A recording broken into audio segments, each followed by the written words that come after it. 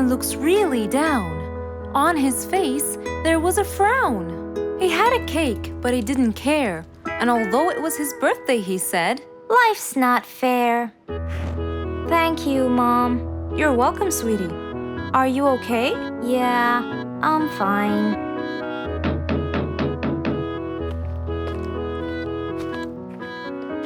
Oh, look who's here.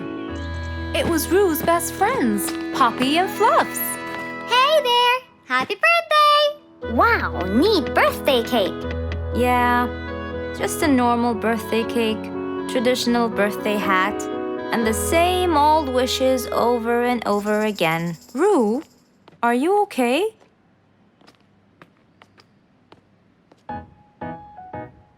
Bad timing, huh?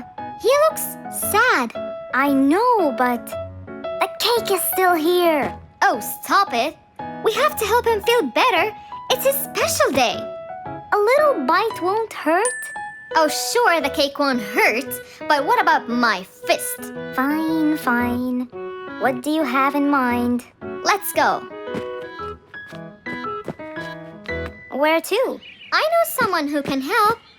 Mr. Fox? Duh. In an attempt to help their friend, Poppy and Fluffs went to Mr. Fox. Only he would know what to do.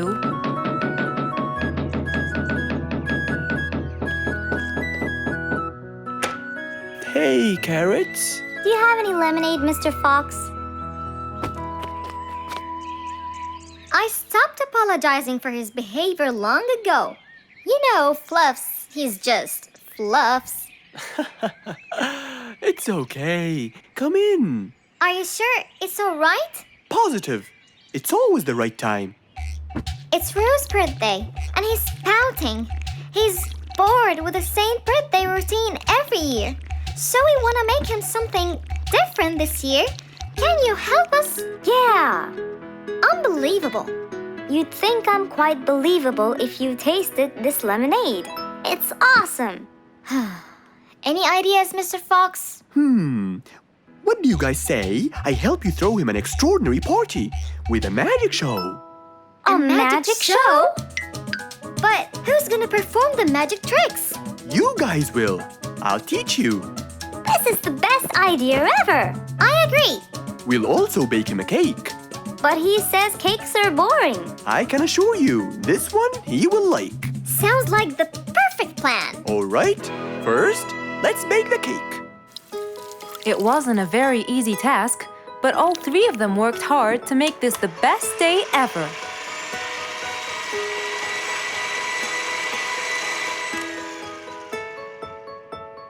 This is the coolest birthday cake ever.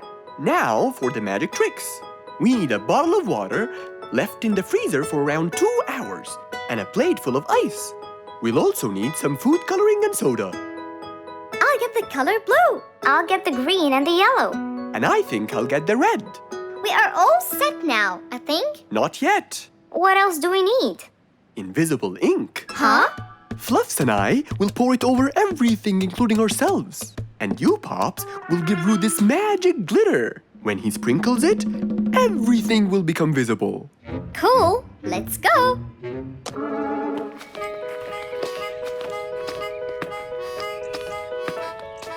Let us pour the invisible ink now.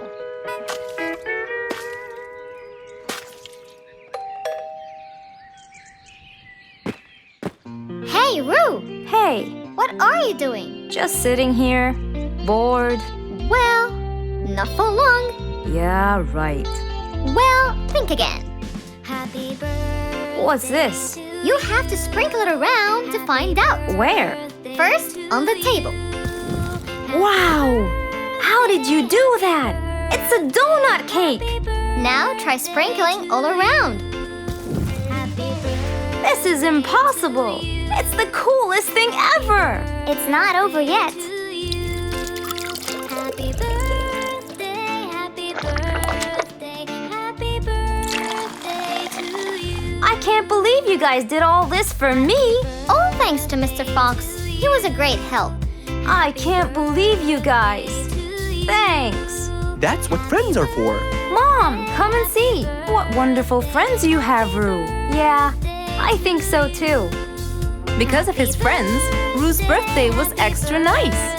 One celebration was not enough, so they celebrated twice.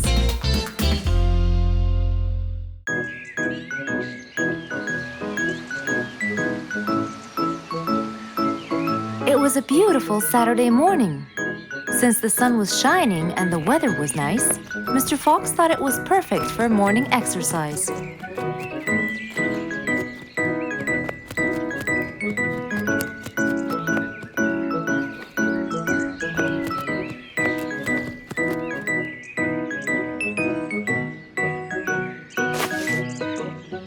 Ah, Piggy, how are you? Haven't seen you in a while. I really missed you. I'm fine, Mr. Fox. I really missed you too. I hope you're doing great. Why does he look so sad? I hope nothing bad has happened. You look a bit down, Piggy. Is everything all right? Are you okay? Oh, Mr. Fox, I really need your help with an urgent matter. Don't you worry, my friend. Big or small, every problem has a solution. I assure you, everything will be all right. Oh, I know, Mr. Fox. I can always count on you. Let's go to my house. I'll get you something to drink, and then we can sit down and you can tell me all about your problem. Let's go. With that said, both of them headed off to Mr. Fox's house. So, Piggy, tell me what's the problem? I keep trying to grow a plant in my garden, but it keeps dying. Do you give the plant enough water? Yes, every day. Well, how about the sun? Do you keep it in an open sunny area? Yes, I do. I plant it in my garden. Looks like I'll have to come with you to find out what the problem is. Wait here for a moment, please. So, without further delay, Mr. Fox changed his clothes and got ready. Then, they both got into the car and drove off to Piggy's house.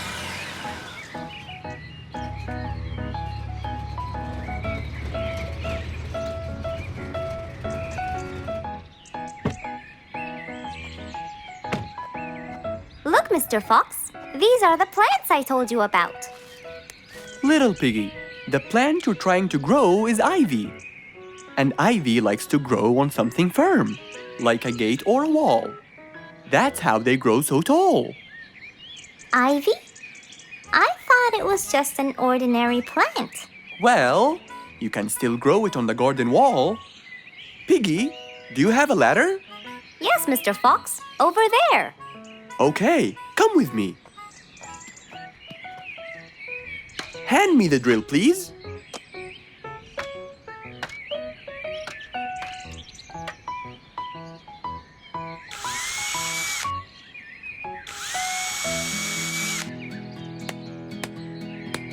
After drilling the holes and hammering the nails, Mr. Fox hung the ivy plant all across the wall.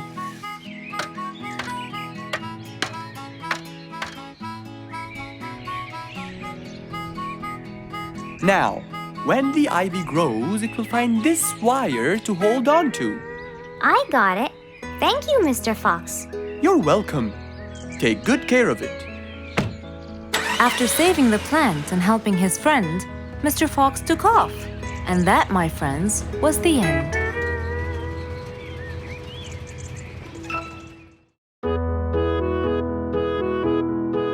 Mr. Fox was known for his kindness in helping others. Everyone went to him for advice, even Woody, the jungle carpenter. After being assigned the task of building a really big ship, he went to Mr. Fox, seeking his wisdom. Mr. Fox listened carefully to what Woody had to say, and in turn, promised to help him. He started a research on shipbuilding, and after hours and hours of hard work, he finally got it. Yes! I've got it! But there is something I need to check first. Mr. Fox went for a walk in the jungle, looking carefully at every tree on his path. Then he stopped in front of one and said, Yes! That's the one! Immediately, Mr. Fox took a paint bucket. He wanted to mark the tree, so he wouldn't forget which one it was. After that, he got into his car and drove off.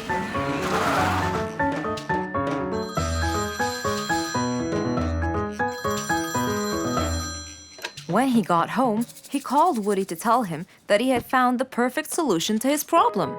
It only took a few minutes before... Oh, Woody, right on time. Come on, Mr. Fox, tell me. Okie dokie, come in. I finally figured it out. I never doubted you, Mr. Fox. I was sure you'd be the one to help me find an answer to my problem. Oh, don't mention it. Here you go. These are blueprints. They're guidelines that will help you learn how to build a ship easily. Woody started reading the blueprints thoroughly. He knew most of what was written in it, so he looked up and said, It's a lot easier than I thought. Thank you so much, Mr. Fox. Oh, but Mr. Fox, what about the materials that I'll need to build it? Here's a list of all the materials you'll need. And what about the kind of wood I should use, Mr. Fox? I did extensive reading, and I found out that our ancestors were famous for using teak in the process of building ships, as it's really stiff, strong, and it can also be shaped to have wide planks, which would help the ship to withstand the waves of the sea. But I know you don't know what teak is. Not everyone does. But come along. I think it would be better to show you the tree I found earlier in the jungle. Our jungle? Of course! Everything you dream of can be found in our beautiful jungle. Mr. Fox got into his car with Woody by his side and drove off. They headed towards the tree that Mr. Fox had marked earlier. Here's the tree. Huh? I have loads of that wood in my store, but I never knew that I could use it to build ships. I didn't know about teak either. But with a little bit of research, everything is open to you, my friend. Mr. Fox, I can't thank you enough. I'm really happy right now. I'll never forget what you've done for me. It's my pleasure, Woody. Now that I know what I should do, I'll go back and start building that ship for Nate as fast as I could. Thank you again, Mr. Fox. So, after helping his friend, Mr. Fox got into his car and drove away happily. You know, it's true what they say. A friend in need is a friend indeed.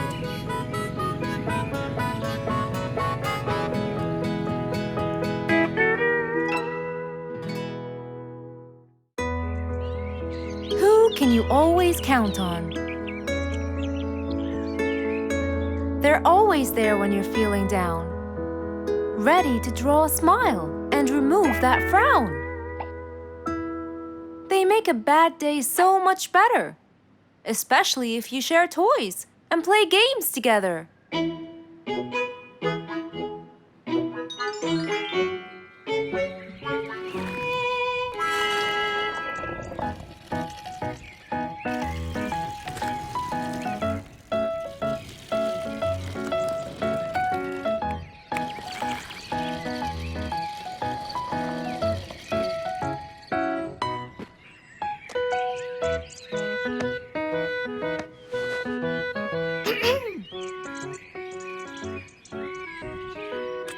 Officer Sherlock Fluffs? I'm with you, Officer Poppy Holmes. I think we're moving in the wrong direction. You might be right, Officer Poppy Holmes. I can see footsteps in the opposite direction.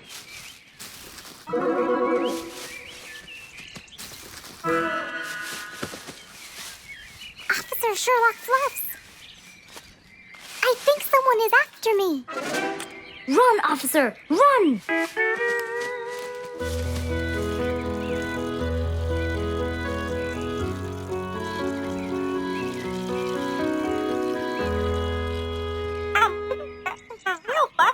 What do you mean? Poppy! Poppy! You there? Poppy! I can't believe we lost the connection. Poppy!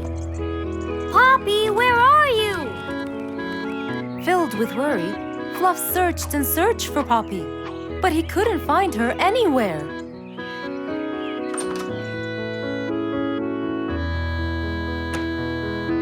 Hey there, Fluffy. What? How come you're here? I thought you'd eventually come home. What happened to your walkie-talkie? It's not working. But we just got it. I know. I was looking everywhere for you. Aw, Fluffsy, were you worried about me? Stop it. We need to fix this thing. Do you have any idea how? Hello? You're the smart one. But I'm not much into technology. You know that. At least take a look at it. I did, before you came. I got nothing, really. Should we go over to Mr. Fox? I think we should. Let me change first.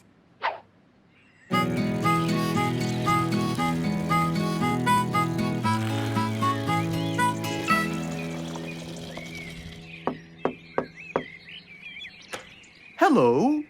Hey, Mr. Fox, Poppy broke her walkie-talkie. I so did not. Don't fight, you two. Show me your walkie-talkie. Maybe I'll be able to fix it. Here, but I promise I didn't break it. I'll go to the workshop and see what's wrong with it. Thank you, Mr. Fox. Sure. You really think I broke it? Why else would it stop working? But I didn't. Well, I kind of think you did. You're unbelievable.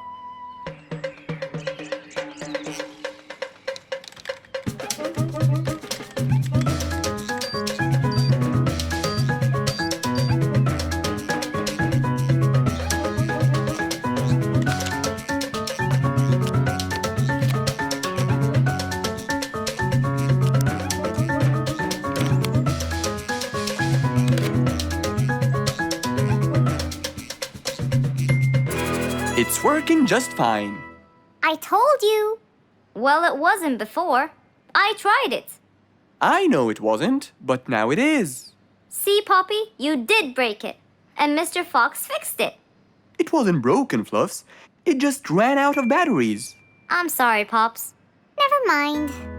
I was worried about you, though. I know. I have a wonderful brother. Brothers and sisters may fight every now and then, but at the end of the day, they're still best friends. Rose stood in front of her painting stand, holding a few colors in her hand. But things weren't going as she planned. I think I should just paint the pig blue. No, wait. Maybe this will do. Maybe I should just take some of the pink color on my feathers.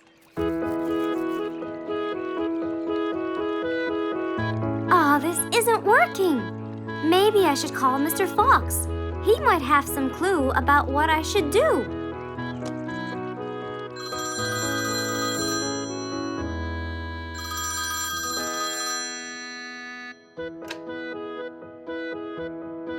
Hello. Hello, Mr. Fox. It's me, Rose. Oh, hello, Rose. How are you? I'm fine, Mr. Fox, but I do need your help with something. Do you think you could come and meet me? I'm at my usual painting place. Sure, I'll be right there. So, without a moment to lose, Mr. Fox got ready, got into his car, and drove off to where Rose was painting.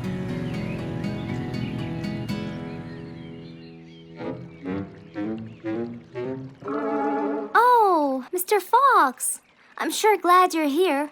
I tried everything, but nothing seems to work. What are you trying to do, Rose? I was just trying to get some pink paint, Mr. Fox. I'm not sure that this is the right way to do it, Rose. Well, what should I do? Do you have an empty color palette? Of course. So, what colors do you need? I have red, blue, yellow, black, and white. But I still need pink, green, orange, purple, and brown. Let me see. If we take a bit of red and a bit of white, we can make pink. Oh, it's just like magic. How about the other colors? Do you want to try? Why, yes, I would. But which colors do I use? Use your imagination, Rose. I want to try red and blue. Okay, Wow! Now I can paint my violets purple. Do you want to try again? Sure. This time I'll try red and yellow. Nice! Now you have orange. It's beautiful, Mr. Fox. But I'm still missing green. Well, let's see. We still haven't mixed blue and yellow, have we? Right! This is a really cool shade of green. Now you can paint all you want. But, Mr. Fox, what about brown? Right. I almost forgot. Let's try orange and blue. Yes, that's it. I really can't thank you enough, Mr. Fox. Don't worry about it. I really like your painting. You do? Yes! It's quite colorful. Well, thanks to you. Now, whenever you're missing a color, all you have to do is try some together. All the colors that Rose once knew, when mixed together, turn to something new. Pink, purple, orange, and green. Something she had never seen. What a beautiful morning. Mr. Falcon should have been here by now. He was supposed to get me some sugar candies from the other side of the river. I can't cross that river on my own. I can't swim. I'd better go to Mr. Fox. He'll tell me what to do. And since Mr. Fox helped many more, she went to him and knocked on his door.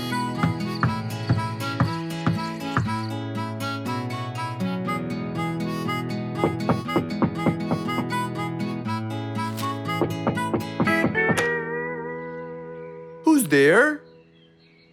Over here, Mr. Fox.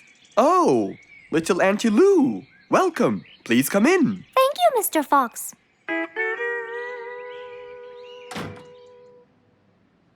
What can I do for you? Mr. Fox, my problem might seem small, and I know how busy you are, but Don't worry, Auntie Lou. Whatever it is, we'll find a solution. Tell me, what's bothering you? sugar candies.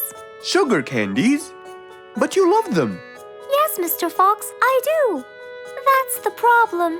The only place I can find them is by the other end of the river side, and I don't know how to swim. Well, how did you get them before? I had some friends who would cross the river and bring me some candies with them.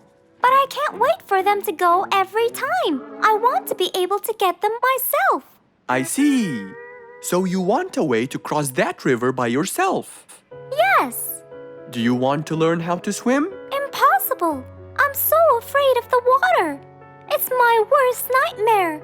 Isn't there any other way, Mr. Fox? Sure there is. Let me think. Mr. Fox thought quickly and without delay, for there was already another way. He'll build a bridge for Auntie Lou, so she could cross whenever she wanted to. Little Auntie Lou, how wide is that river? Very wide, Mr. Fox. It won't be easy, but let's go. Into the workshop ran Mr. Fox. He grabbed some wood and his toolbox. He put them in his Jeep and hopped inside. Then he and Auntie Lou went for a ride.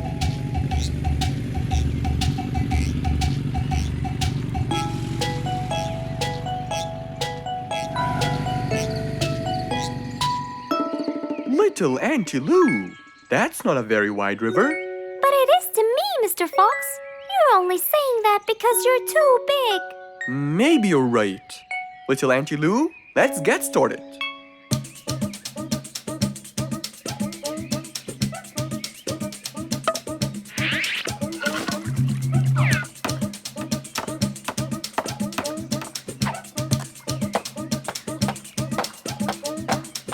Finally, the bridge is complete.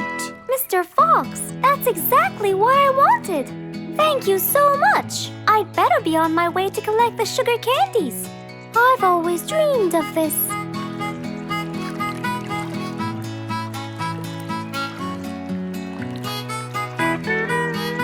Enjoy the candy, little Auntie Lou. After giving his friend a happy end to the day, Mr. Fox took his car and carefully drove away.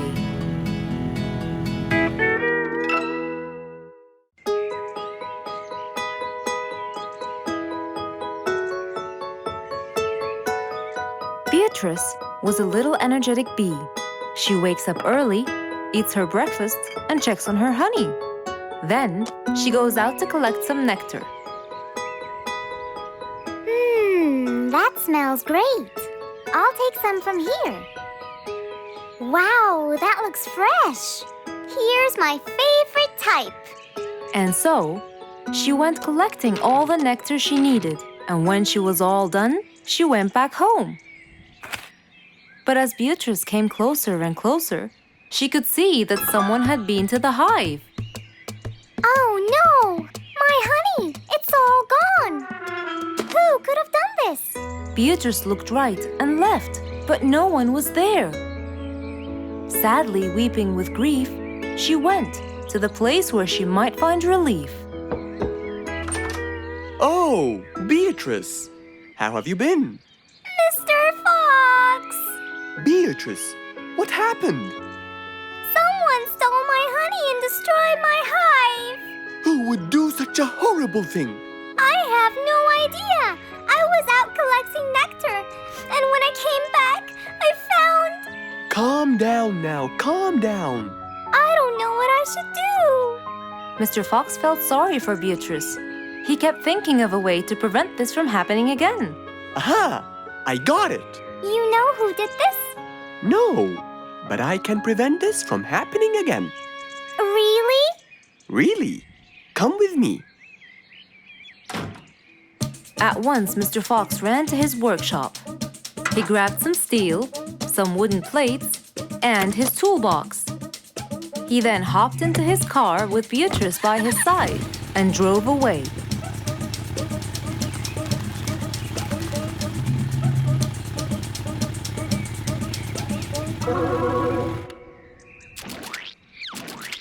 Oh, See? I told you. It's a complete disaster. you were right. But don't worry, everything will be okay now.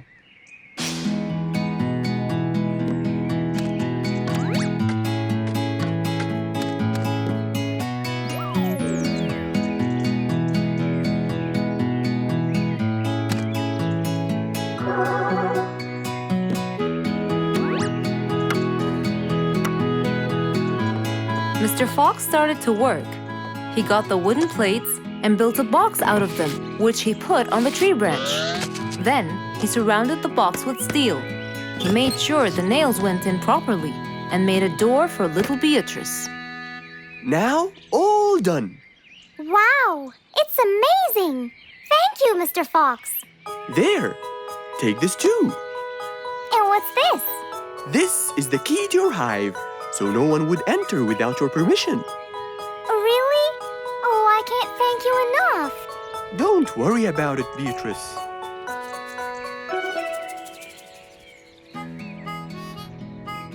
Here, Mr. Fox. This is for you. What's this? It's one of my delicious honey jars. It's the best kind I've got. Oh, you didn't have to. Well, thank you, Beatrice. And as Mr. Fox drove away, he thought that this was the perfect end to the day.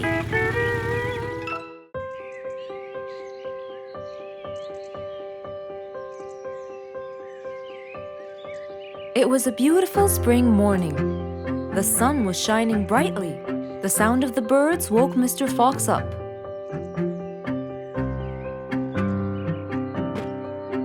He changed his shirt, put on his tie, and his vest. Then, he drank his tea. It was delicious. After reading a shop manager ad, he got into his car and drove off.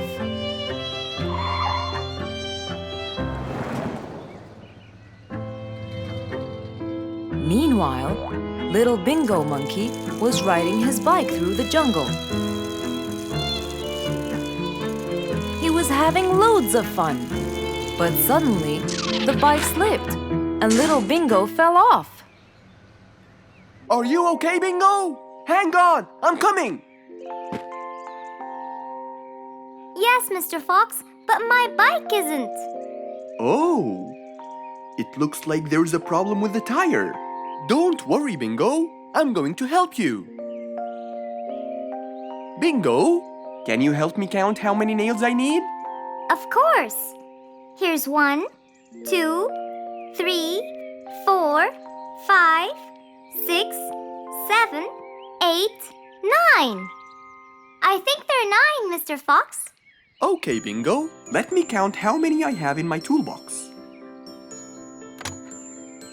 1, 2, 3, 4, 5, 6, 7, 8, 9. I'll get one more just in case he miscounted. So 9 plus 1. We need 10 nails. That's easy.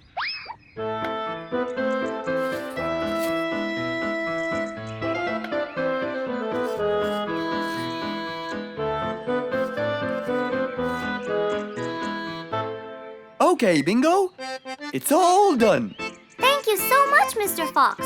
You've helped me a lot. Come on, give it a go. So once again, little Bingo rode along happily.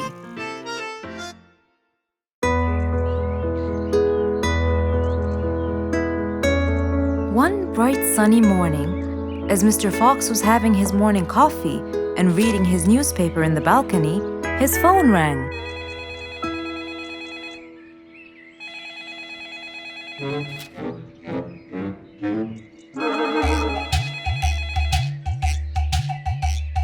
Who could it be so early in the morning? Hello? Hello, Mr. Fox. It's Rorik. Oh, hello, Rorik. How are you today? Not very good, I'm afraid. Why is that? My piano. I tried playing it today, but it sounds weird. How so? I don't know. Could you please come and check it out? Sure, I'm on my way. Thank you, Mr. Fox. I'll be waiting for you. And I'll be right there. So, quickly, Mr. Fox changed his clothes. He took his toolbox and his car keys, got into his car, and drove off to Rorik's place.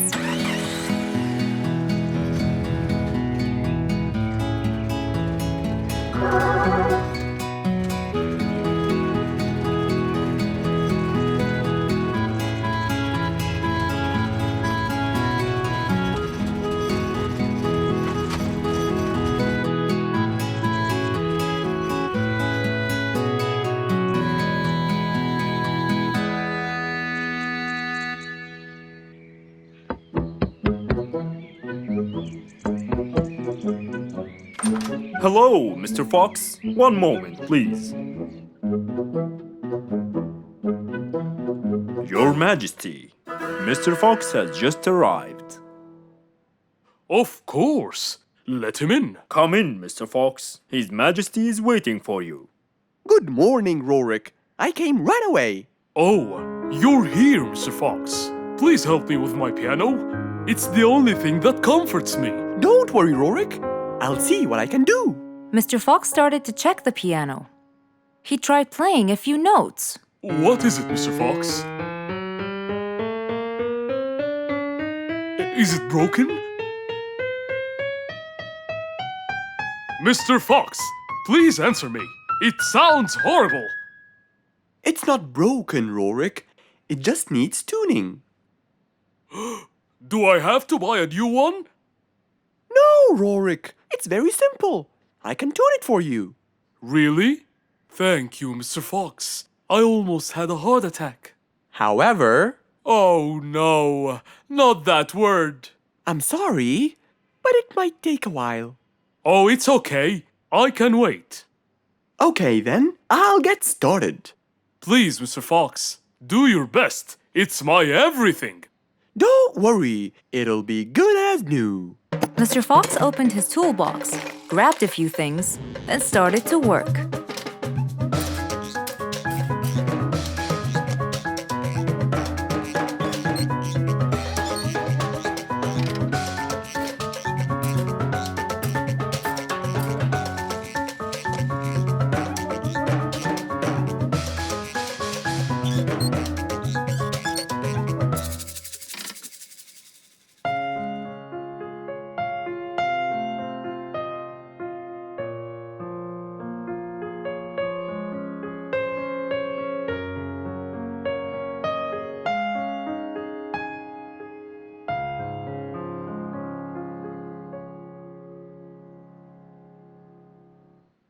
Beautiful. It sounds beautiful. Told you everything will be alright. I can't believe it. Thank you so much, Mr. Fox. Anytime, Rorik. And with that, Mr. Fox's work was all done. He waved goodbye and drove along happily. He had helped out a friend once more. For helping each other is everything you could ever wish for.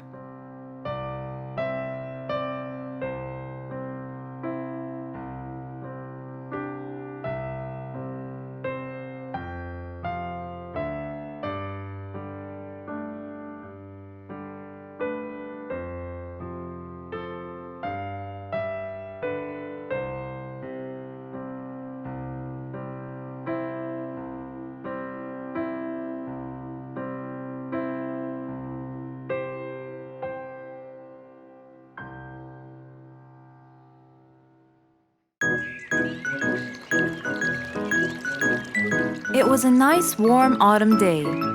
Mr. Fox was doing his morning exercises, sit-ups, push-ups, and running on the jungle track. A very refreshing start to the day. But then, unexpectedly, fog started to form, stopping any plans to enjoy the beautiful weather. Why is there fog covering the whole jungle? This is really strange. It's been happening a lot lately. I really hope everyone's alright. I should head home now. Oh, I think I should probably stay home today. I don't have my morning newspaper yet. And how would I? It's impossible to see. Aha! Wait a minute. I'll try calling Mr. Falcon. He'll definitely tell me what's going on. Mr. Fox held the phone and dialed Mr. Falcon's number.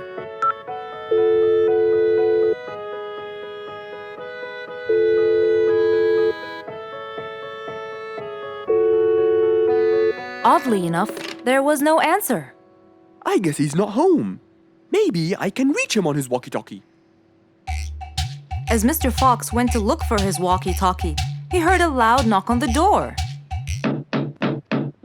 Huh? I thought everyone stayed home in this weather. Who could it be? Puzzled, Mr. Fox went to open the door. He was taken by surprise. It was Jack the horse. He stood there holding a briefcase and looking smart. Jack was a very busy business horse. He was always rushing to keep a tight schedule. But today, something seemed off. He looked like something was bothering him. Oh, Jack, what a nice surprise! It's been a long time since we met. How have you been? Come in. Thank you, Mr. Fox. But I don't want to waste any more time. I'm on a very tight schedule. Of course. Can I bring you... I don't have time. I just needed to talk to you urgently, Mr. Fox. Have a seat, please. And as you know, time is money. Wait. Hold on. First, tell me how you managed to get here in this bad weather. There's no time. I'm so busy, and I need your help with something important. All right, tell me what's the matter. Well, it all started last week. After long and weary negotiations, I won a bid for a gold mine located in the eastern part. Long story short, a gold mine obviously contains gold. But no matter how hard I looked, I found nothing but dirt. I was really frustrated. I was disappointed. And I knew that buying the mine was a mistake. What do you think, Mr. Fox? That's really strange. That mine is widely famous for its gold. I have an idea. We go there now and see what we can do. But wait here for a second. I need to bring something that will help us. Are you sure you don't want to drink anything? Yes, thank you, Mr. Fox. But please, hurry up. You know that time is money, and I can't waste any more time. I get it. Just give me 2 minutes. Too much, Mr. Fox. So, Mr. Fox went to his room to change his clothes, trying to be quick. Then, he went to his workshop. He looked everywhere for his metal detector. When he found it, he took it and went back to his house, where Jack was standing there looking at his watch, with that usual impatient look on his face. Mr. Fox, why are you late? I have a really important meeting tonight at 8, you know. We're making a deal, and I don't want to waste any more time. You know that time is money. Time is money. I know that, Jack. But now we're wasting more time, aren't we? Right. Let's take my car, Mr. Fox. Okay. The fog had gradually started to clear away, and the vision became clearer and clearer. But as Mr. Fox was about to get in the car, something happened. What's that? What's going on? What happened? That's what we'll find out in the next episode.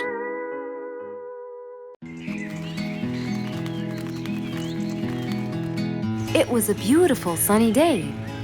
Feeling bright and early, Mrs. Sharpie was on her way to work.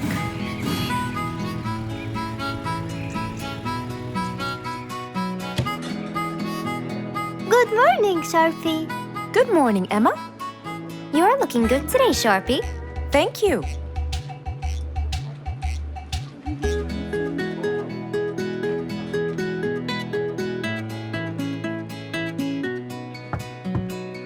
Come in. Good morning, Mrs. Susan. Oh, good morning, Sharpie. Today's gonna be a special day. I hope so, but why? Well, we have more packages that need to be delivered to their owners on time. And there's a special package for the king. I'm on it, Mrs. Susan. After piling them all up, Mrs. Sharpie went to deliver the packages.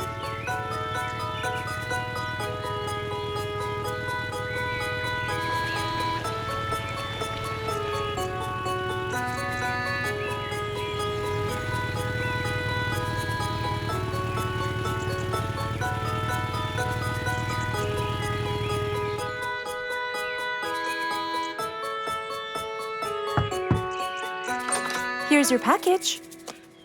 Thank you, Sharpie. Just in time. Looks like delivering the next one is gonna take some time.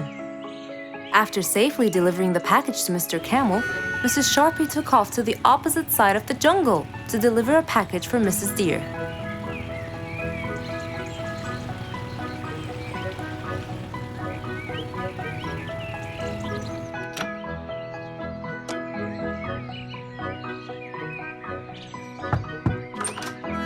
Here's your package. Thank you. But why were you late? I waited all morning. Next was Mrs. Bird's package, and that was south of the jungle. That was very tiring for Mrs. Sharpie.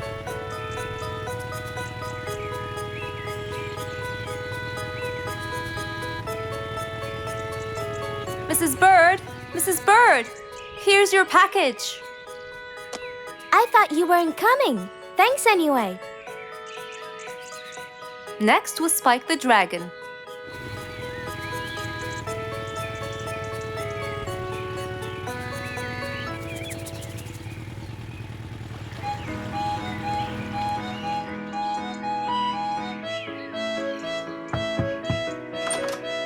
Here's your package. I never thought you'd be late. Oh no! It's the last package I'm delivering today. I hope the king is not too upset that I'm late. Worried and a little scared, Mrs. Sharpie took off to deliver the last package. She was already late as it is. The last package was intended for the king, and after being all over the jungle, will she be able to make it in time? Here you go, Mr. Timber. This package is for the king. Thank you, Sharpie. But the king was worried and a bit upset. Why? Well, he had to wait all day for this package. You're not usually late, Sharpie. He was very upset. My sincerest apologies. I'll be more careful next time. Mrs. Sharpie was very tired and really upset. Having to deliver packages all over the jungle was no minor task. So, she decided to go to Mr. Fox and ask for his help. Oh, hello, Mrs. Sharpie. How have you been? I'm not good at all, Mr. Fox. You have to help me. What happened? I've got a lot of letters and packages, and I keep flying east and west all over the jungle. This won't do, Mr. Fox. I'm so tired. Oh, Mrs. Sharpie, you do look exhausted. Please, come in, and we'll figure this out together. Would you like a cup of hot chocolate? No, I just want to find a solution, Mr. Fox. Okay. Tell me what the problem is exactly. I get too much letters, so I fly to deliver them. I find that the first letter should be delivered to the western part of the jungle, so I fly and deliver it, just to find that the next one is in the eastern part of the jungle. And when I fly and deliver it there, I find that the one after it is in the north. And after that, it's west again, and it's all driving me crazy. Calm down, Mrs. Sharpie. There must be a solution to all of this. That's why I came to you. I kept thinking and thinking, but they come in packages, and I must deliver them all in one day. So how can I do that? Don't worry, Mrs. Sharpie. We'll sort this out. Sort? Sort! That's it! Why don't you sort them out from the very beginning, Mrs. Sharpie? What do you mean by sorting them out? I mean, first, you should read the addresses and sort all the letters that should be delivered north together, and those that should be delivered east together, and so on. And then I'd finish all the north letters together, and the east, and then the south, and then the west, right? Precisely. That's a great idea, Mr. Fox. Thank you so much. Wait, where are you going? I have letters to sort out. Thank you, Mr. Fox. Glad I was able to help you, Mrs. Sharpie. Goodbye.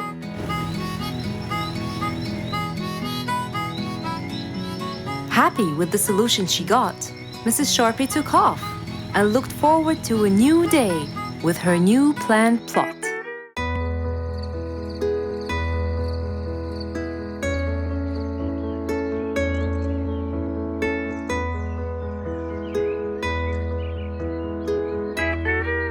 It was a bright early morning. Mr. Fox woke up and went to wash his face.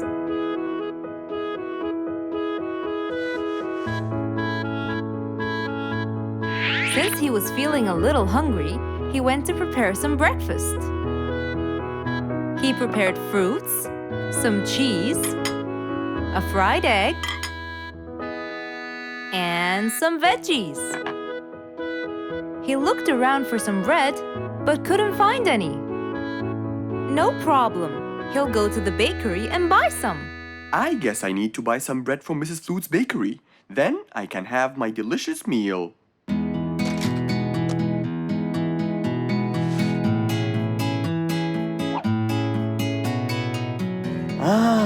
I'm very hungry. I'm sure glad the bakery is close by.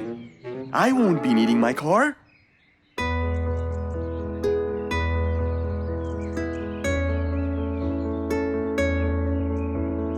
Mr. Fox decided to walk to the bakery. He really enjoyed the early morning breeze. And on his way... Good morning, Mr. Fox! Oh, Mr. Falcon! How are you? Are you getting enough sleep? Yes, I can sleep most anywhere now, and it's all thanks to you, Mr. Fox. Glad to hear that, my friend. See you around.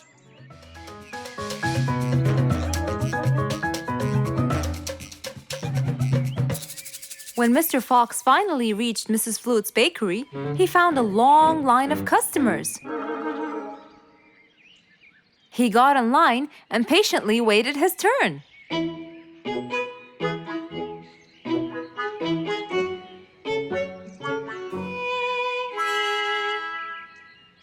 Wow, looks like everyone wants bread. Slowly, the line was moving up, and Mr. Fox got closer and closer till he finally reached the counter, where a very tired Mrs. Flutes was waiting. He was her last customer. Hello, Mr. Fox. Here you go. Hello, Mrs. Flutes. You look really tired. Yes, Mr. Fox, it's becoming more and more exhausting. Why? The number of customers has increased lately after I upgraded both the bakery and the quality of the bread that I produce. That's great. I know it's great, Mr. Fox, but the thing is, the rate of bread production is really low. Well, compared to the number of customers, that is. But why is the rate of production low? Well, Mr. Fox, grinding the wheat takes loads of time and effort. Sometimes it takes over a day or so. That's basically why everything else gets delayed. What should we do to solve this problem? Okay, Mrs. Flutes, I will head home now and eat my breakfast. and try to think of a solution. And I'd like you to pass by my house tonight. I'm sure I'd figure something out by then. Really, Mr. Fox? I can't wait to hear your solution. I'll come by your house as soon as I get off work. Okay, see you later, Miss Flutes. See you later, Mr. Fox. Mr. Fox went back home to have his breakfast. Miss Flute's bakery is truly the best. I have to solve this problem, or she won't be selling any more delicious bread. With that in mind, Mr. Fox went to his workshop to give it some thought.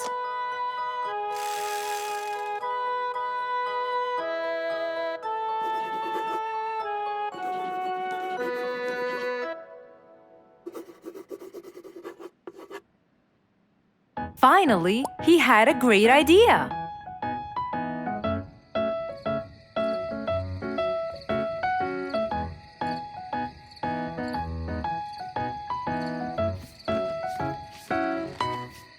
That was a long day. I should head straight for Mr. Fox. I'm sure he would have solved my problem by now.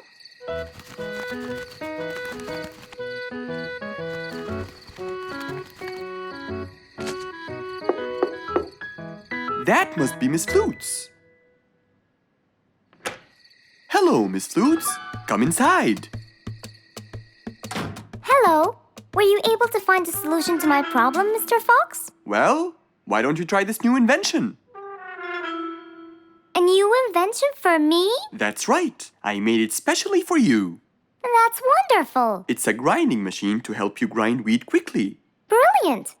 But how will it help me? This machine is used to increase the rate of grinding the wheat, which is used to make the bread. So you can use it to grind a whole kilogram in no more than 5 minutes. And with that, the amount of time needed will decrease, and you won't be too exhausted. I'm really grateful to you, Mr. Fox. I have no words to express my gratitude. Friends help each other, Miss Flutes. You're really kind and generous, Mr. Fox. I want you to start using this new device tomorrow, and I will call you to check in every once in a while. Okay, Mr. Fox, I will.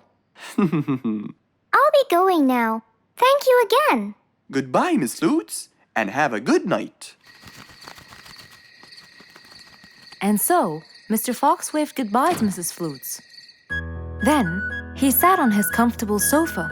He looked out his window and admired the jungle he lived in for so long. He happily thought to himself, I love helping my friends.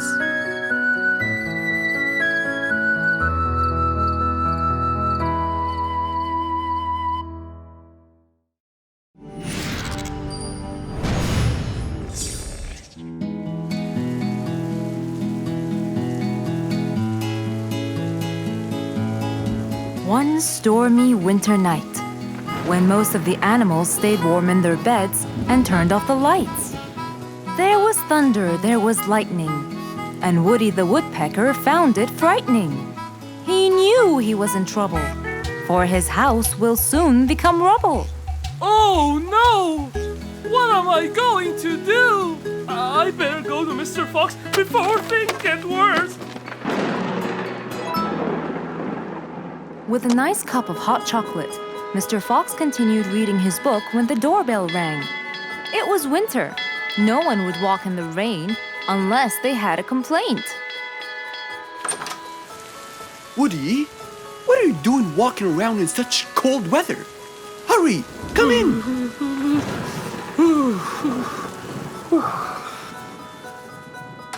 Mr. Fox, I know it's cold, and I'm sure my problems will make you feel bored, but I need your help. Of course. Don't worry. Have a seat, Woody, and I'll get you a hot drink. It must have been terrible to go out in that storm. Okay, thank you, Mr. Fox. So, what exactly is your problem? My roof, it gets ruined by the rain. Oh. I keep fixing it every now and then, but now, every winter is a nightmare. Here you go, Woody. Thank you, Mr. Fox. So tell me, what happened to your roof? The rain makes it damp. Sometimes I fear it gets too damp. It might fall. Oh. You're right. That's a serious problem. Well, will you help me? Mr. Fox knew he couldn't stop the rain, but he couldn't let Woody's efforts be in vain. There had to be another way. I have an idea. We need to guide the water off your roof. But how can we do that? Well, we need to visit the jungle shop. But first, we'll wait for the storm to pass.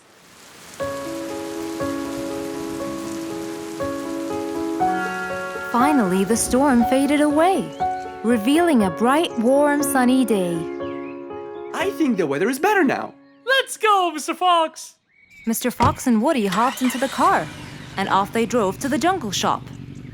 So, what will we buy from here, Mr. Fox? A sloped roof. A roof? But how will we transport it? Oh, don't worry. There's a new type of roof.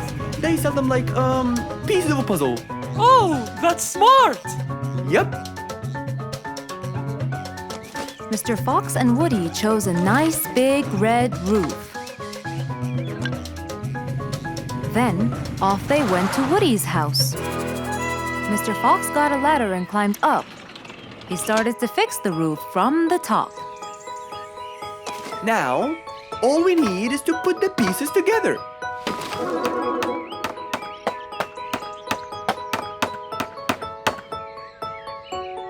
All done. I'm coming down. Wow! It looks great!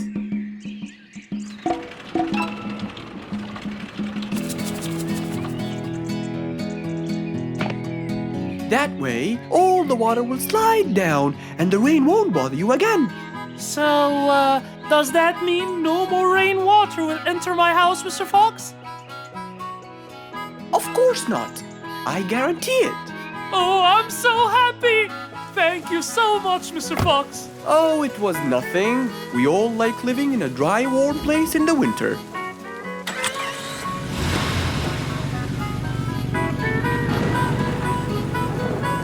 Woody thanked Mr. Fox, for now he could enjoy the warmth and comfort of his house.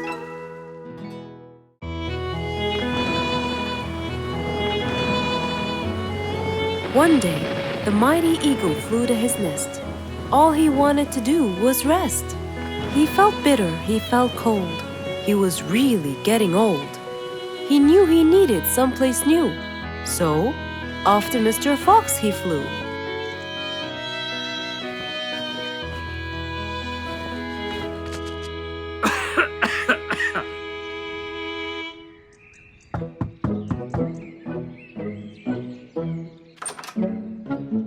Oh, hello, Mr. Eagle. You look so tired.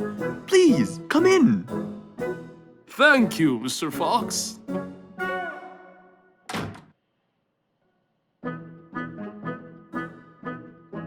Now tell me, how may I help you? Mr. Fox, I spent years in prosperity and glory, but I'm old now and tired. I can't live out there alone in that cold weather. Where do you live, Mr. Eagle? By the mountain top. I see. The wind is strong there. I bet you catch a flu every now and then. Well, I didn't used to, but that's all in the past. Now I'm old and weary. I'm not what I used to be. Plus, I get so lonely up there. There is no one around to talk to, and no one to help me get better if I get sick. Why don't you come and live with us in the jungle? I looked around, but I couldn't find the right place for my huge nest. I'm too old to build a new one, and I can't really stay in someone's home. Mr. Fox kept thinking for a while. What could he do to help his dear old friend?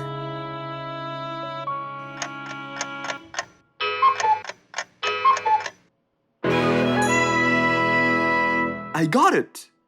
I think I can help you build a new house. Have no worries.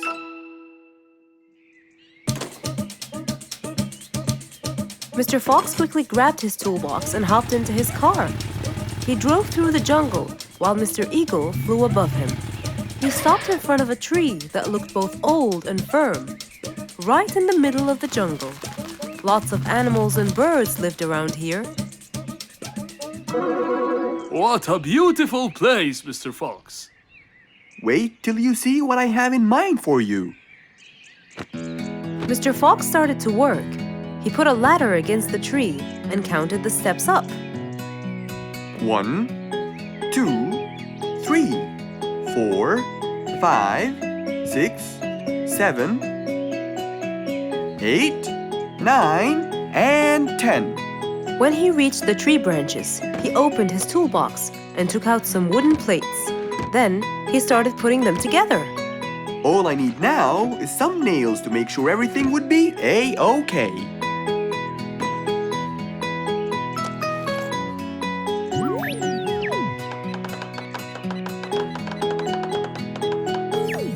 We're almost done, Mr. Eagle. Can't wait to see what it will look like, Mr. Fox. Oh my! What a wonderful treehouse! And it's all yours, Mr. Eagle. My own home. I can't believe it. Thank you so much, Mr. Fox. You're most welcome. As Mr. Eagle got inside his new house and closed the door, he felt a happiness like never before. He knew Mr. Fox's idea was truly the best, for there was comfort, there was warmth. He felt really blessed.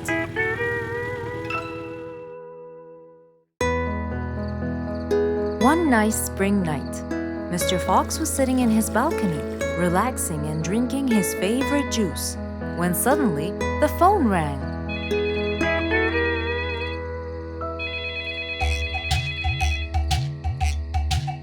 He wondered who would be calling him this time of night.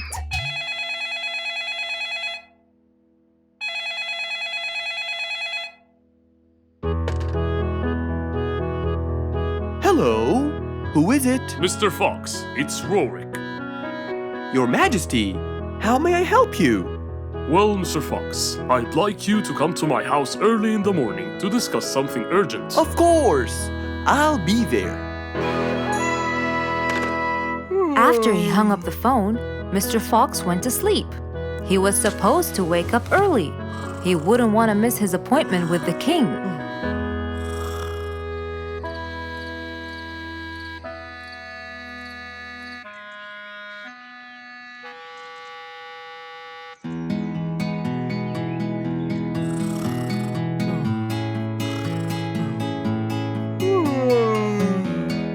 Early next morning, Mr. Fox woke up and went to wash his face.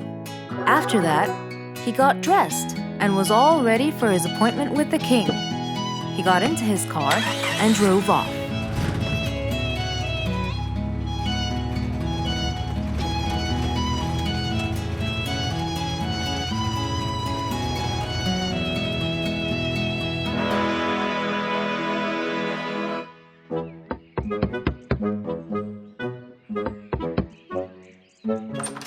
Hello, Mr. Fox. One moment, please.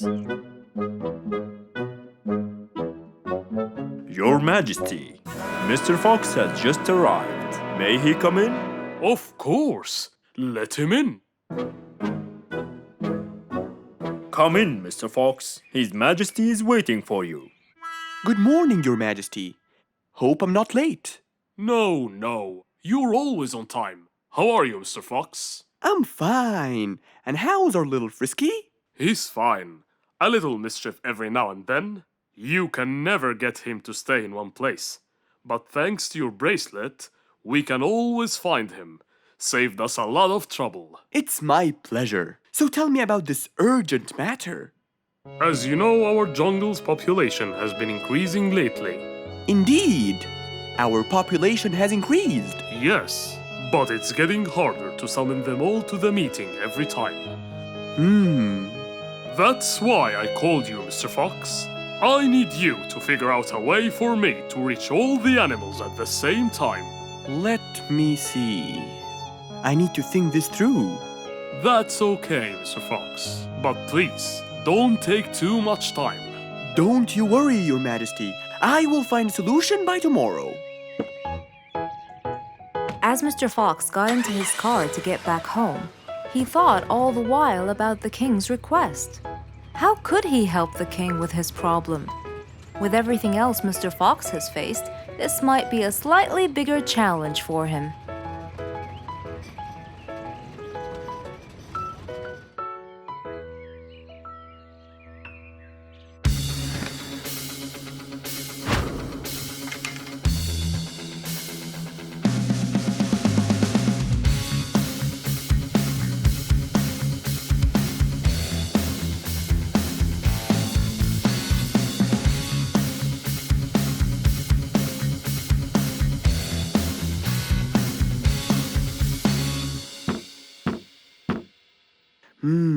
This is more challenging than I thought.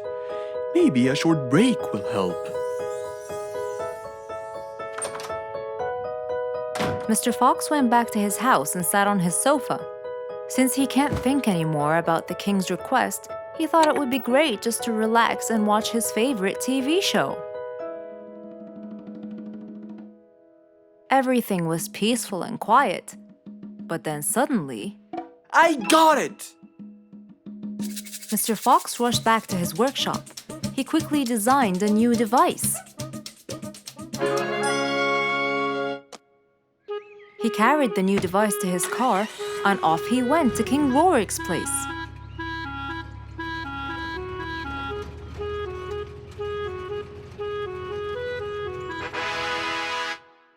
Mr. Fox, I thought you were coming tomorrow. Did you solve my problem? Yes, Your Majesty. This is a solution to your problem. That's great! But what's that, Mr. Fox? This is a megaphone. I made it specially for you. Every time you need to meet the animals, all you have to do is roar into it. Mr. Fox, you're a genius! But be careful. It's powerful. So make sure that no one is around you when you use it. Of course! I can't thank you enough, Mr. Fox. You're a great asset to all of us.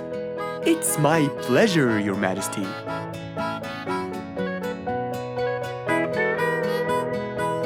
Goodbye, Mr. Fox. Mr. Fox got into his car and waved goodbye to the king. He was feeling happy and pleased. The problem was now solved, and he was able to help out a friend once more. It was a bright sunny day. Mr. Fox had had his breakfast and was now out doing his morning exercises.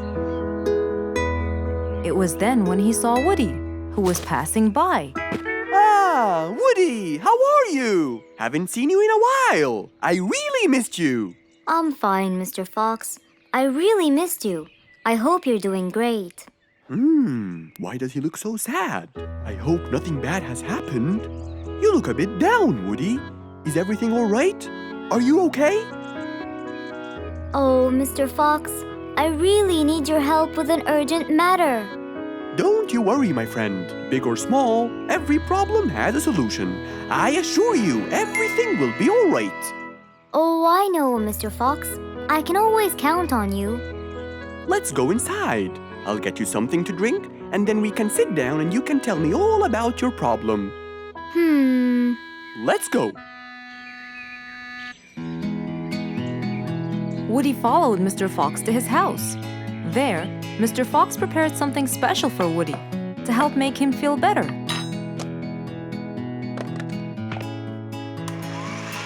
I made you some fresh orange juice. This will help you relax and cheer you up. Oh, you're very generous. I love orange juice. Thank you.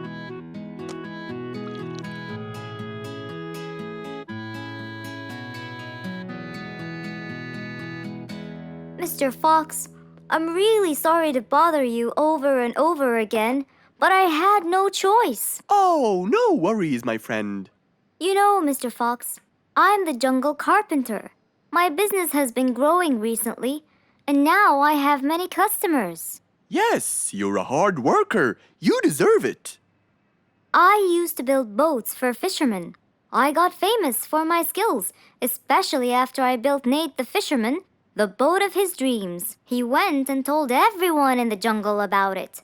They overwhelmed me with requests. That's fantastic! I'm really glad to hear that. But Nate came to me yesterday and asked if I could build him a ship. One big enough for him and all his friends, as he is planning to go on a fishing trip. It's for a special trip, he said. Yes, I've heard about that. Well, the problem is, I've never built a ship before, and I have no clue what kind of wood I'm supposed to use. I don't know what to do. How will I build him the ship he needs without the proper wood? Will you help me, Mr. Fox? Whoa, that's a serious problem. I'm gonna have to look through my books. Well, you're never too old to learn something new. I could use some time. I'll call you as soon as I find a solution. I will be waiting for your call. I know you'll be able to help me, Mr. Fox. After Woody left, Mr. Fox started his researches on shipbuilding.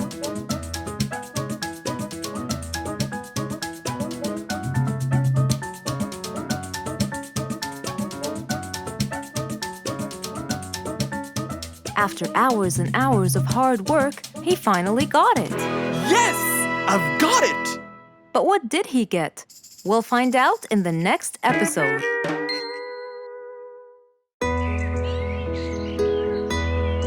Just imagine if you woke up one day and all your food was gone.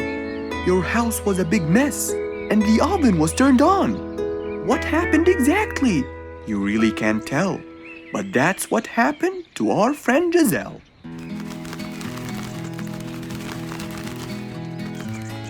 It was a lovely morning, just like all others. But when Giselle arrived, she was burdened with troubles.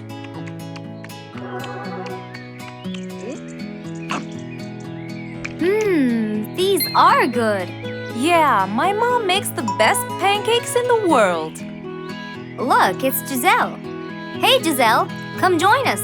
Have some of these delicious pancakes. Thanks. I'm not hungry. What's wrong, Giselle? You guys, I think a thief broke into my house. What? Food has been going missing from my home, but I didn't think much of it. But the amount of food disappearing kept getting bigger and bigger. And yesterday, all of my food went missing. And there was a huge mess at my house. I even found the oven turned on. My house could have burned to the ground. Oh, I'm so sorry to hear that. Are you okay? This sounds really dangerous. What if this happens to my house next? Calm down. Whatever it is, I'm sure we can deal with it. Giselle, let's go to your house and check it out. And so, they left for Giselle's house. They had no idea what would be waiting for them. Oh dear, what a mess. Did you not hear them at all? I heard noises, but by the time I got up, they were gone. Did they take anything else other than food? No, nothing else is missing. So how do you explain all this mess? Maybe they were trying to find their way in the dark. I think Bingo's right.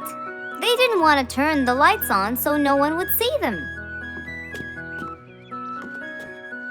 Yes, but there are more important things.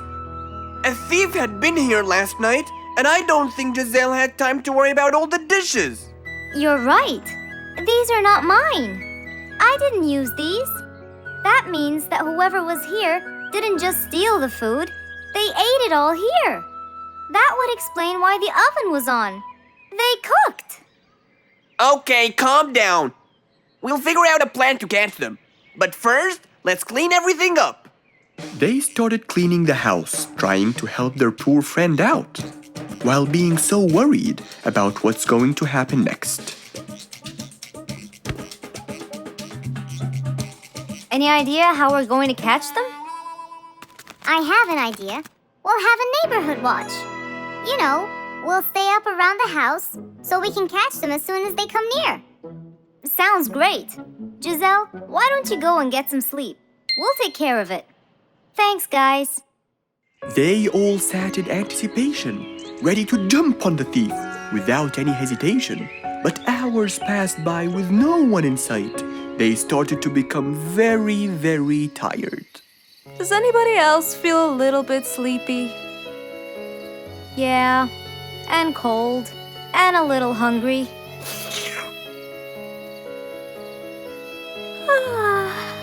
Parrot, do you see anyone from up there? No, no one's around. Guys, you can go home. I'll stay here for the rest of the night. I'm not tired.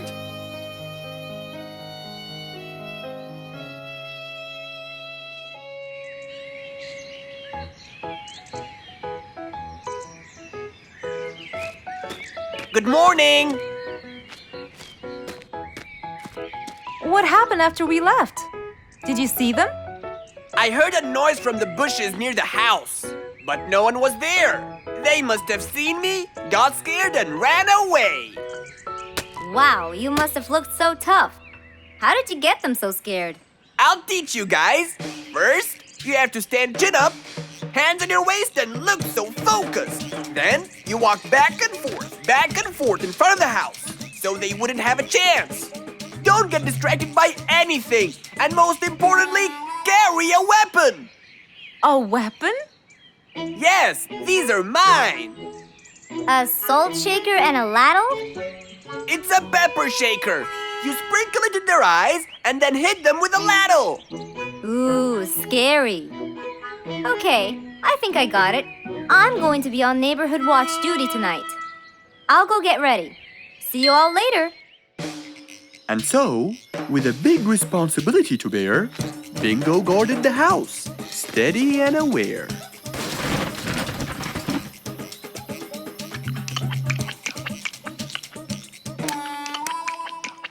Zebra, what are you doing? What? Where am I? Giselle's house. What is that noise? Did you catch it? Yes, it's Zebra. He's been sleepwalking and eating all your food. Oh no! Giselle, I'm so sorry. I wasn't stealing your food. This happened before. I sleepwalk a lot. Don't be mad. I can't believe it's been you all along. That is so funny. You're not going to tell everyone about it, are you? If she doesn't, I will. I knew you couldn't scare a thief away with a ladle. You could! You know what? I'm just happy Giselle is safe. I'll just go home now. I need some sleep.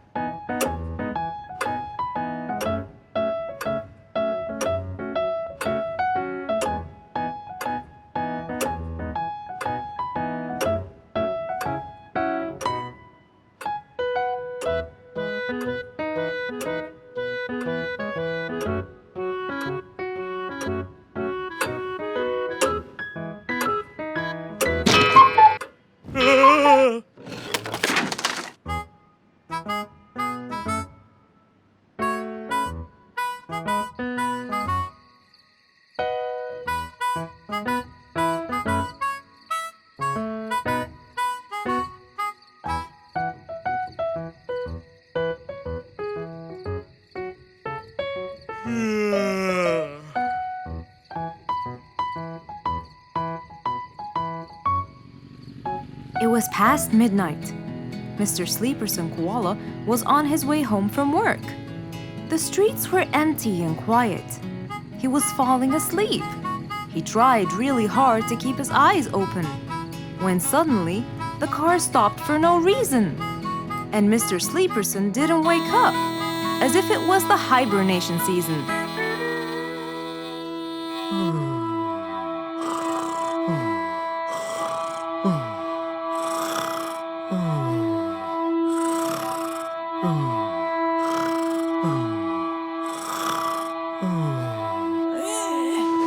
What is that? Mr. Sleeperson fell asleep on his driving wheel. The horn was too noisy for Mr. Fox to bear. He tried to block the sound out, but it was no use. He pulled his cap over his head, put earmuffs, but it was all in vain. He couldn't bear that horrible sound any longer. What a horrible sound! Who could it be this late at night? Oh no! Mr. Sleeperson! It's you again! What brought him here this time of night? And he slept on the driving wheel. Excuse me. Mr. Sleeperson! Hello? Hello?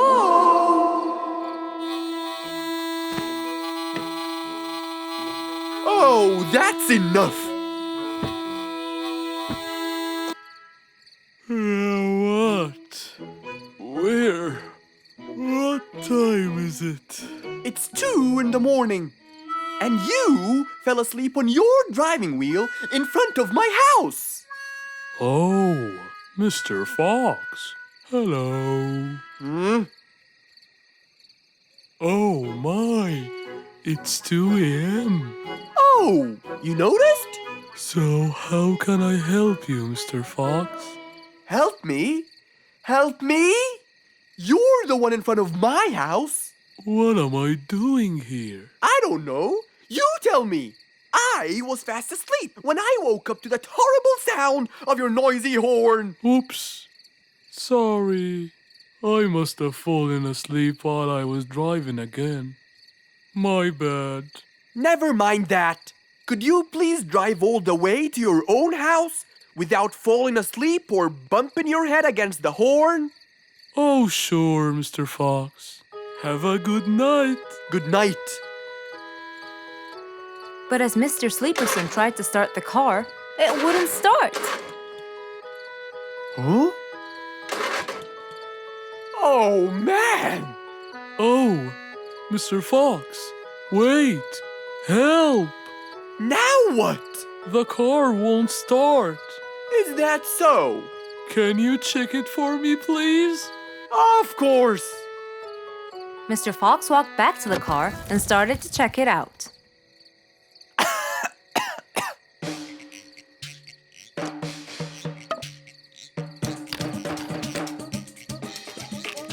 Everything seemed fine. However, when he lowered the hood cover, he found Mr. Sleeperson sleeping in the back seat. He couldn't control his anger. He banged the hood cover. But Mr. Koala was still asleep. Mr. Fox decided to hop into the front seat and try to start the car himself. Huh? Mr. Sleeperson! Your car is out of fuel! Who? Where? Your car is out of fuel! No way! Oh, What will we do now? you have to fill the tank! Okay. Mr. Sleeperson! What? Wake up! I'll fill your tank for you. I have some fuel in my house. Oh, that would be great.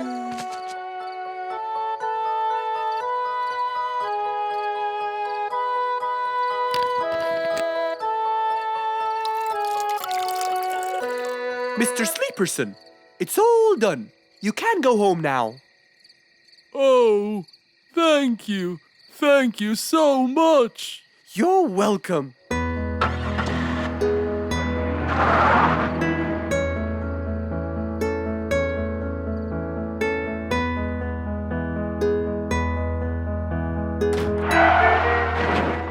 Oh, not again!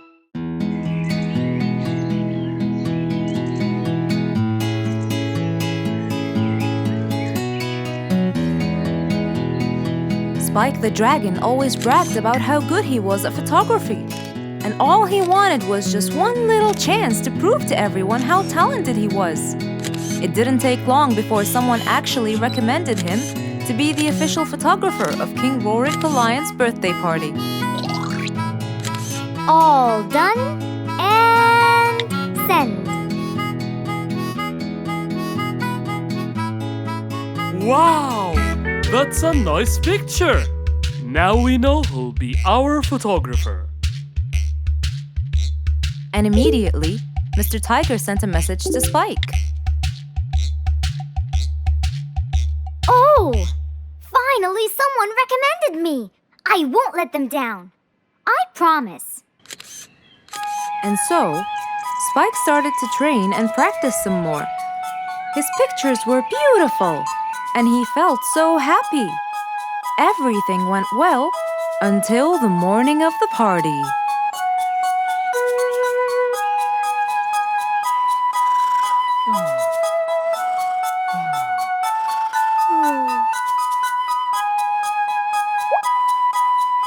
Oh, today's the day. Finally! Maybe I should train some more.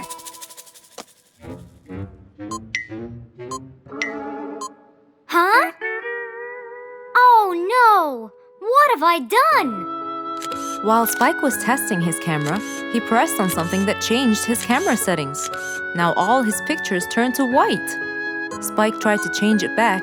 He cleaned his lens and checked his filters, but all was in vain. What will I do? Oh, what will I do? I must go to Mr. Fox at once. Feeling so worried and sad, and with no clue what to do, Spike held his camera and flew off to Mr. Fox.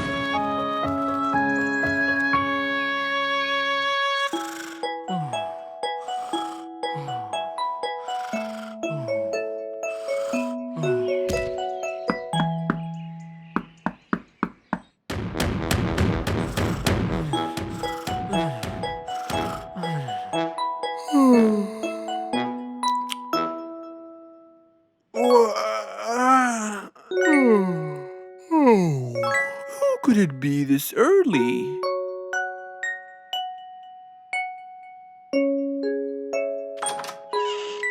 Oh, Spike, it's you. Help me, Mr. Fox. My camera. Help! All white, broken. Help! Calm down, calm down. Please, come in. Spike followed Mr. Fox inside. He sat down and started to speak slowly. You know today's the king's birthday party.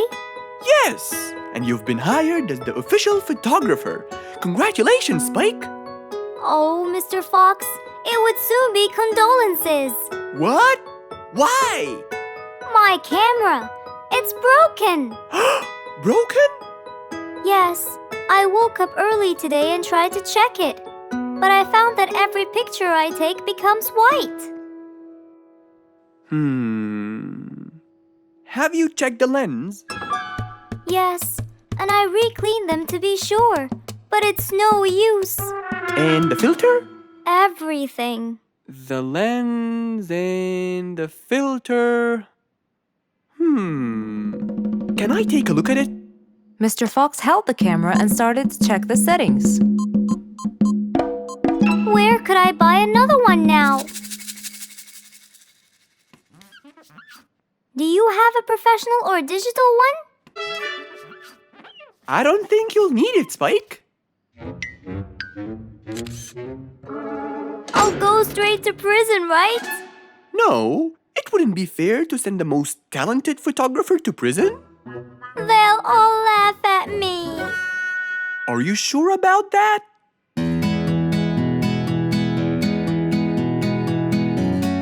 Mr. Fox took a picture with the camera and showed it to Spike, who couldn't believe his eyes. Wow, it's back. What was wrong with it? Looks like you accidentally increased the gamma. Oh, I forgot to check that. Thank you, Mr. Fox.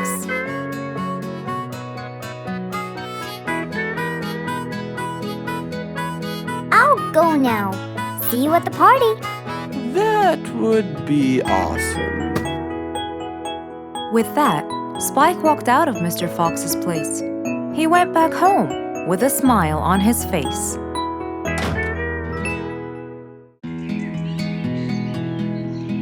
It was a beautiful morning. The sun was shining brightly over the jungle. And seeing how nice the weather was, Mr. Fox decided to go for a walk.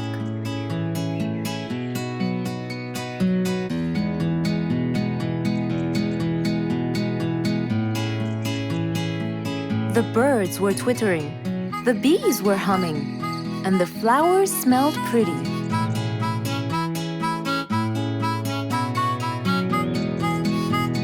As Mr. Fox was passing by Bingo's house, he saw him doing something really strange.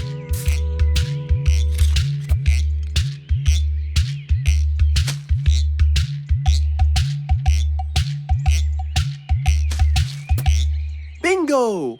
What are you doing? I'm storing my favorite fruits to eat during the winter. But you can't just bury them. They'll soon rot. But what can I do, Mr. Fox? They only grow in the summer, and I love to eat them so much. Mr. Fox thought about it for a while. What could he do to help Bingo?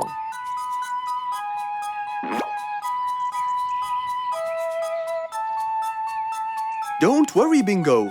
I think I have an idea. Really? What is it? You'll have to wait and see. I'll just run to my workshop, and I'll be back before you know it. Okay. Mr. Fox went back to his workshop and gave it some thought.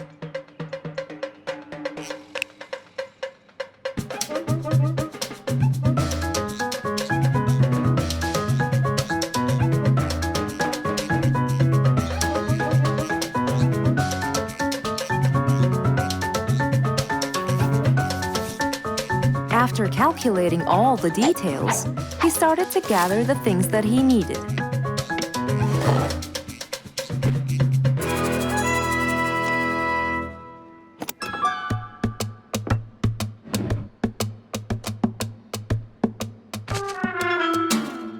Then he took his toolbox and his car keys, and of course, the glass plates. He put them all in his car and was on his way.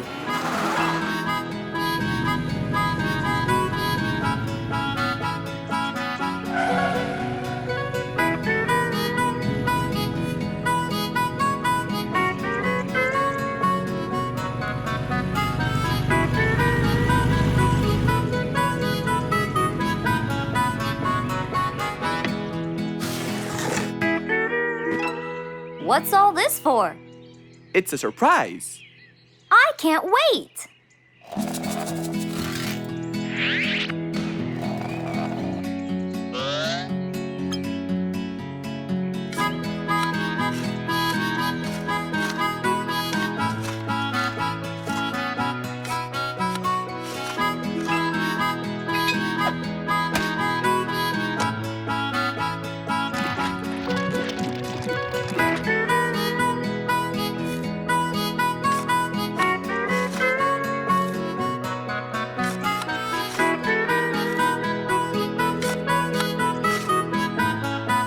Mr. Fox was almost done, and Bingo was watching him, looking slightly puzzled.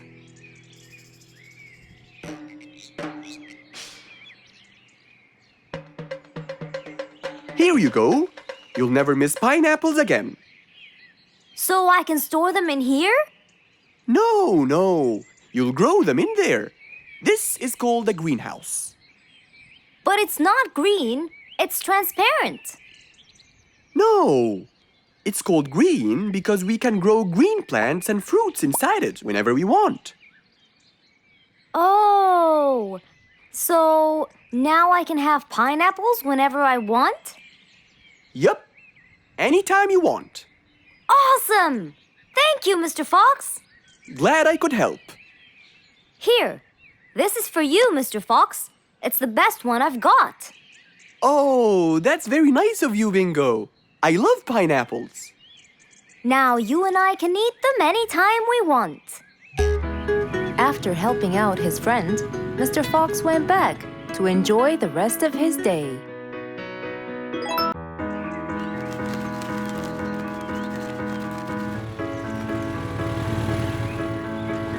One beautiful spring morning, though tired and sleepy, Mrs. Sharpie the post owl was on her way to Alfie's house to deliver a parcel.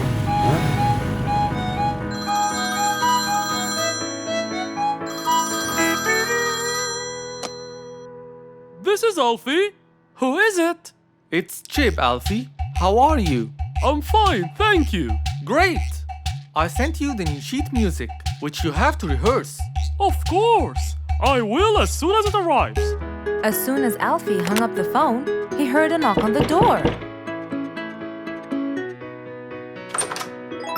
Good morning, Mr. Alfie. I have a parcel for you from Mr. Chip. Oh, thanks, Sharpie. I better start. Alfie took the parcel and got out the sheets. And then he went off to practice.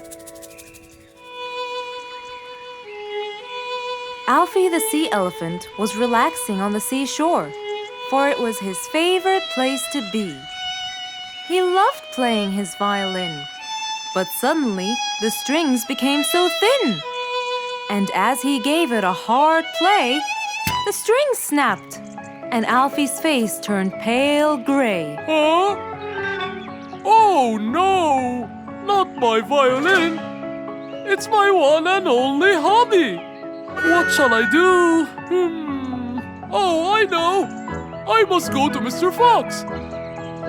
Alfie walked towards Mr. Fox's place, hoping that he could help and solve his case.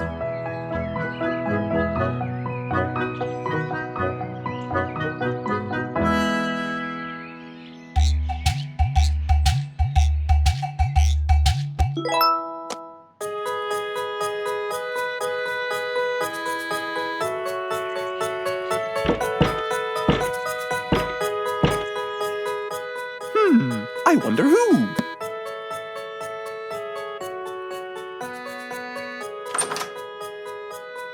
Alfie, our star musician. Welcome. Come on in. Thank you, Mr. Fox. Have a seat. Would you like some lemonade? Yes, please, Mr. Fox.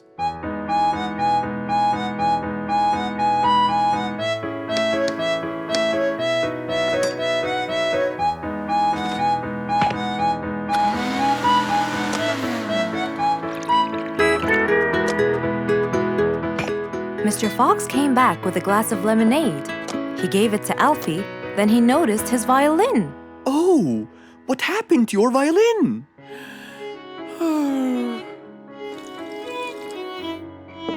I was playing by the seaside and suddenly the string snapped. What do you think I should do? Well, we can simply buy some new strings and change them. I already bought them, but I don't know how to change them. It's my first time. No problem. It's easy. Now let me teach you how to replace them. First, we remove the old string by twisting this till it's loose. Then, we pull the broken string out of its hole. After that, we twist the tuning peg on the other end and pull the other end of the string from its hole as well. See? Now the whole string is out. We insert the thin end of the new string into the hole of the tuning peg. Then, bend the string around the hole like that and fix its other end into the other hole.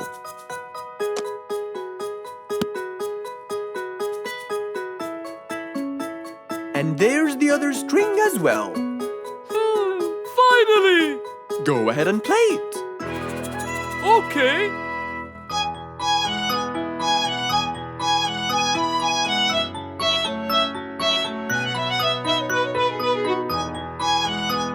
With his violin finally fixed, Alfie walked out the door.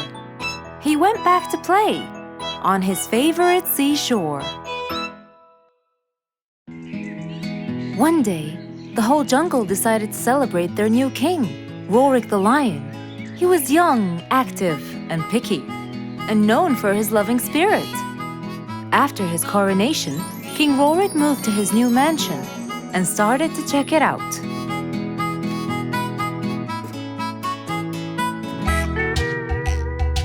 Great, and that's my throne, right? Exactly, Your Honor. Well, I'd better check it out. Yes, please do.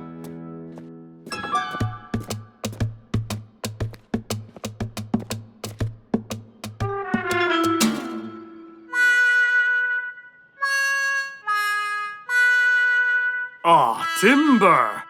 That's too uncomfortable. But Your Honor, it was made especially for you. Not good enough. With a sad look on his face, Timber went to call Mr. Fox and ask him for help. Meanwhile, Mr. Fox had just finished his morning exercises and was heading back home.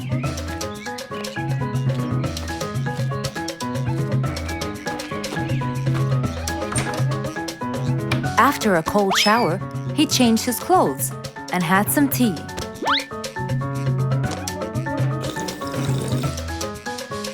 Then, he quickly read about the king's coronation in the newspaper.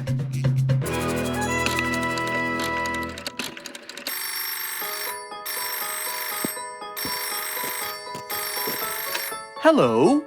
Hello, Mr. Fox. Can you please, Hello, Mr. Fox. This is Rorik. Oh, hello, Your Highness. How may I help you? I need you to come immediately. There's a huge problem, and I'm pretty sure that you're the only one who can help. I'll be right there. So, Mr. Fox quickly took his keys, hopped into his car, and drove towards the king's manor.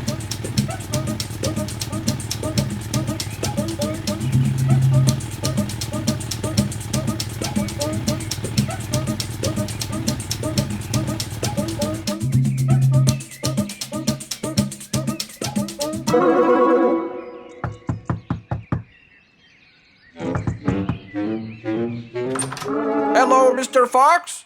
One moment, please. Your Majesty, Mr. Fox has just arrived outside requesting an audience. Of course. Let him in. Come in, Mr. Fox. His Majesty is waiting for you. Good morning, Your Highness. What seems to be the problem? Oh, Mr. Fox. Good, you came quickly. Always at your service.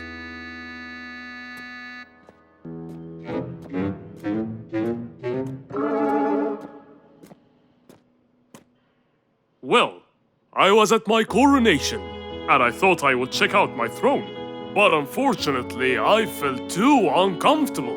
Can you believe that I'm gonna rule the jungle on an uncomfortable throne? But I hear it was carved out with the best kind of stone. But it still hurts my back. Oh my! Anyway, I've decided to design my own throne. What a great idea! But I need your help to make it as soon as possible. It will be my pleasure, Your Highness.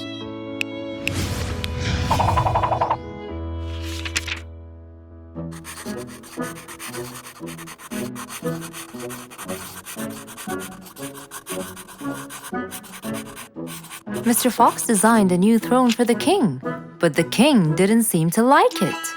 I know just the thing for you. Mr. Fox took his tape measure and got to work. He took measurements and made estimations. This wasn't going to be easy, but Mr. Fox was gonna give it a try anyway. He hopped into his car and took off for the jungle store.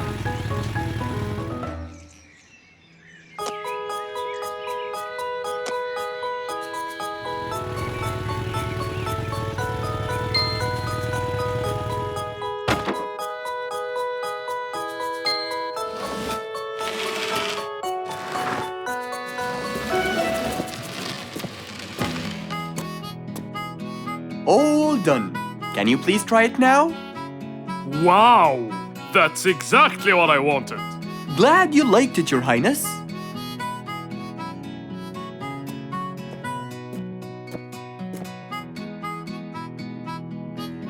And there you have it, the new King of the Jungle.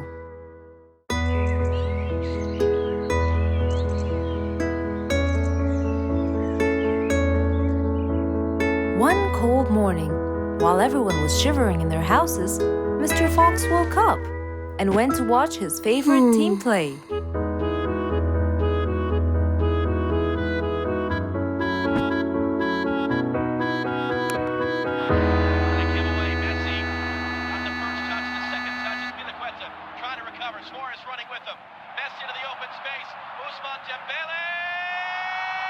Ah! He's going to win! I wonder who could it be so early? Wait a second! I'll be right there! Good morning, Woody! How are you? It's been a long time since we last met. Oh, Mr. Fox, it has been a while. Tell me, have you finished building Nate's ship? Yes, Mr. Fox. I used teak and bamboo. Nate liked it a lot. He took it out on a trip. He and his friends had so much fun. Great! Mr. Fox, I noticed how beautiful your flowers look. You take really good care of them. Of course! And you know what? I'll tell you everything I know about flowers. Really? Thank you, Mr. Fox. Come in and have a seat while we talk. Okay. Woody followed Mr. Fox inside. Feeling a little cold, he waited patiently while Mr. Fox prepared 2 nice bowls of hot soup for them both. Here you go. Thank you. It's delicious. Glad you liked it. Now tell me, what's bothering you, Woody? How did you know that something was bothering me? I know you all too well, my friend. Okay. You know, it's really nice and warm here. Yes, warm weather helps me think and relax. Well, Mr. Fox, I'm sure you know that I've been a carpenter for a long time now. Of course. And during the winter, my business blooms. And my customers increase because I sell them the wood they use for their fireplace. Very good. But where's the problem? The problem is, they're not all the same. So each customer needs the wood to be suitable in size for his fireplace. That's true. And as you know, I work alone. So I take so much time and effort to cut and adjust the wood to suit each and every customer in this jungle. Sounds like a serious problem. He looks really worried. Okay, Woody, why don't you come with me to my workshop? It's round the back. There, we can think together and I can invent something to help you solve your problem. I really hope so, Mr. Fox. Don't worry, we will. I know. And you taught me that there's a solution to every problem. And Mr. Fox solves every problem. Ha ha ha! That's right, Woody.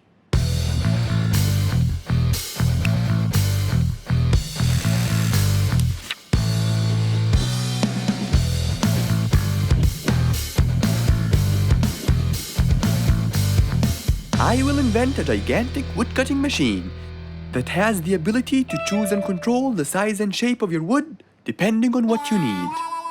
What? Really? Aw, you're the best, Mr. Fox. I'm just going to need some time to build the machine. You got it, Mr. Fox. I'll go get a few things done and I'll come back. Okay, I'll see you then, Woody.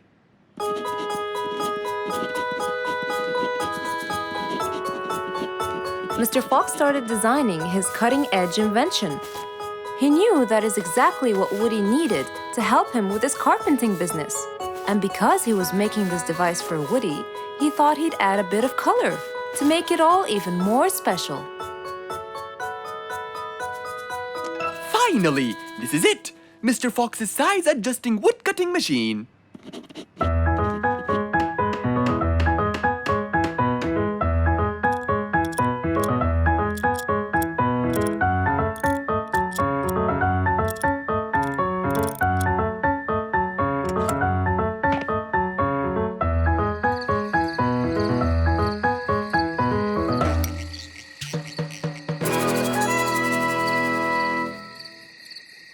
After finishing the device, Mr. Fox sat to listen to his favorite music, waiting for Woody, who came knocking on the door.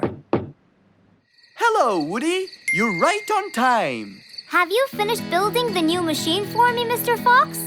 Of course I have. It's in my workshop. Let's go see it.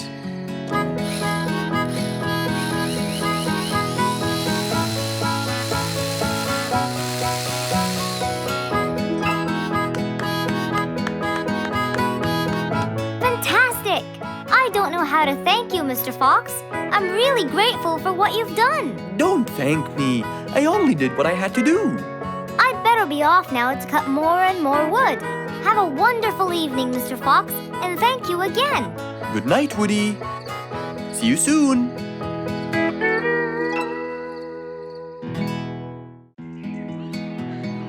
An autumn windy day. It was Jumbo's birthday.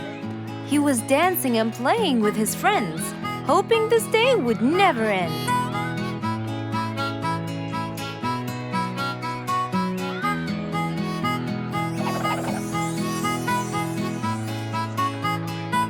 Everyone ran to hide all the same, but Jumbo slipped and fell.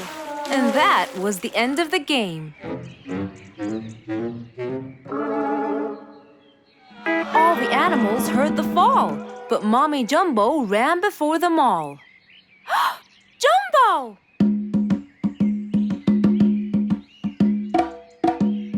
Oh, Jumbo.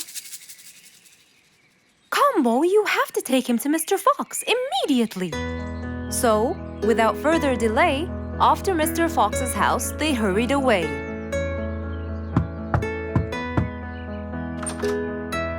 Hey, Mrs. Combo, what's wrong? Help me, Mr. Fox. Jumbo is ill. Oh, please, come in.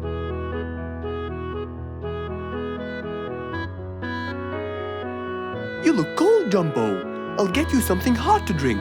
Thank you, Mr. Fox.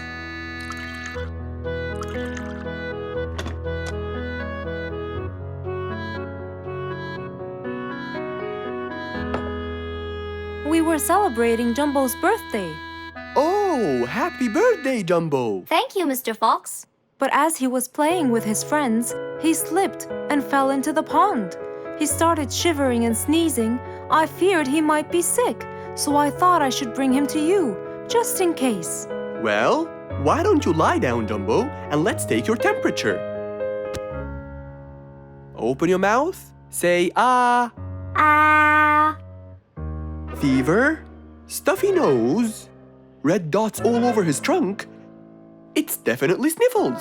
Oh my, sniffles? Don't worry, Mrs. Combo. It's just a sniffles fever. It will go away.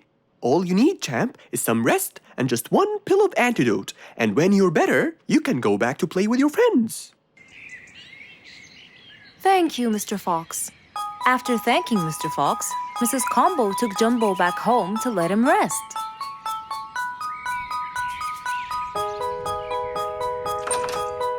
All right, Jumbo. Now all you need to do is follow Mr. Fox's advice and keep Mr. Thermometer under Under my tongue? To find out if I'm all better so I can go outside and play with my friends? But first, you gotta Keep my thermometer in my mouth? Right, son. You can count on me. Now, you'll stay put and oh, sorry. Call me when it beeps.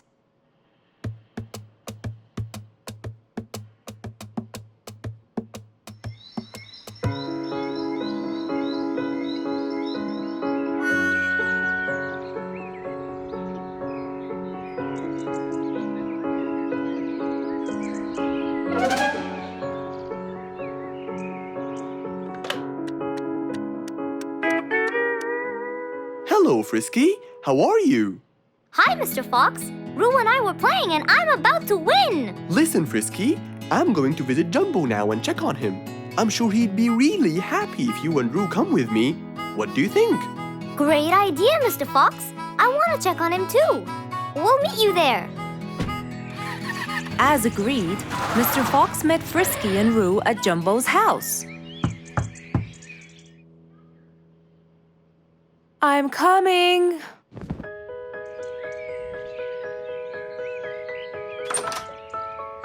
Hello, Mrs. Combo. We came to check on Jumbo.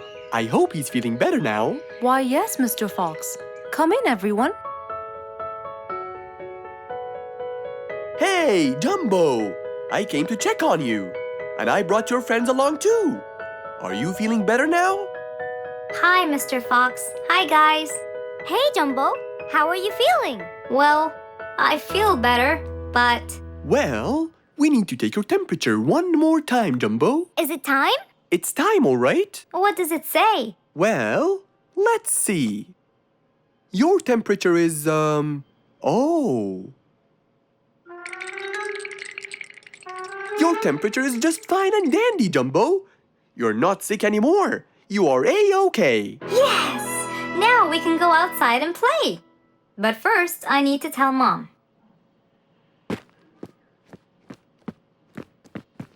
Mom? Mom? Where could she be? She's not in the kitchen. Mom! She's not in the living room. I wonder where she is. I'm here. In the bedroom. Mom? Are you okay?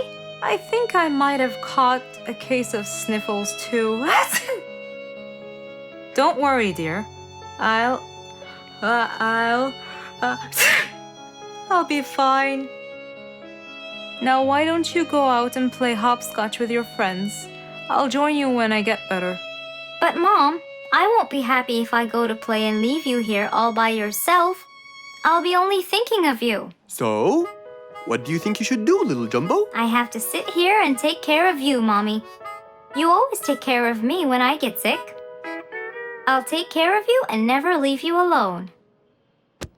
Oh, I love you more than anything in the whole wide world, Jumbo. Now it's time to take your temperature. Right, Mr. Fox? You're absolutely right, Jumbo. So rather than go out to play, by his mother's side, he decided to stay.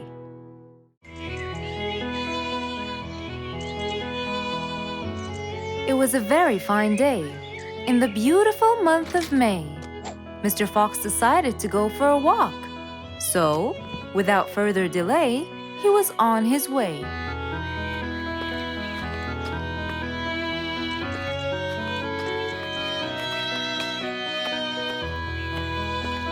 While Mr. Fox was walking, enjoying the sun and the trees, he heard a quarrel at a distance and someone saying, Stop! Please!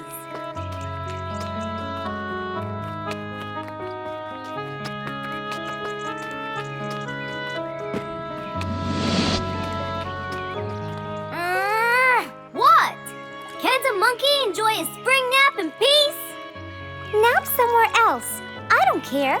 Excuse me? You splash somewhere else. You've got the whole ocean. That's more than enough room. What's going on here? I like it here, and I'm going to stay. You stink! Bingo? Bite me. Bubbles? I gobble you up, but I prefer a healthy diet. What's the matter with you two? I'm calm and happy. I'm just simply awesome. Mr. Fox, can you believe her? Honestly, I don't believe the fact that you two are fighting in this lovely weather. You tell him, Mr. Fox. Such a gloomy monkey. All I want to do is take a nap. Such a gloomy monkey, such a gloomy monkey. Bubbles, stop that. What's your problem, Bingo? What can I say, Mr. Fox? I just wanted to nap on my hammock. But Bubbles kept splashing water all over me. And it's so irritating.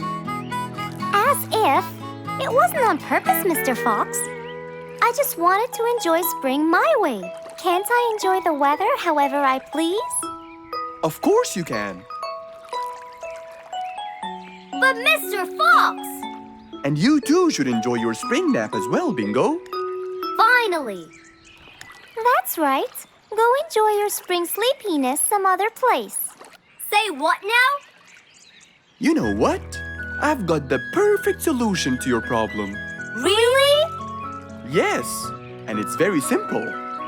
What is it, Mr. Fox? Wait here for a second. Don't splash water for a short while, okay? Fine.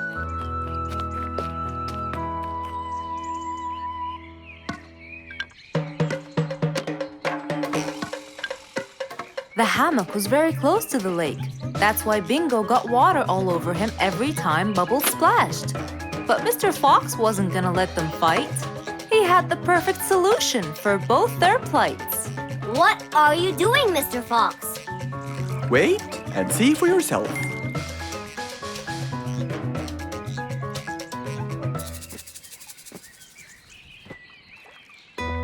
Let's see. First, we'll untie the hammock. 1, 2, 3, 4, 5. Now, we'll go a few more steps up and tie the hammock again. Here's good. There you go. Try it now, Bingo.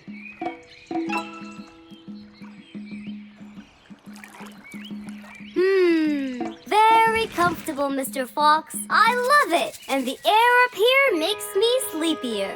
Bubbles, give me your biggest splash. Whoa! Ha ha ha ha ha. Whoops. Sorry, Mr. Fox. Don't worry about it. I feel fresh. Mr. Fox's work was done. First there was trouble, now there was none. For there was indeed no better deed than rushing to help a friend in need.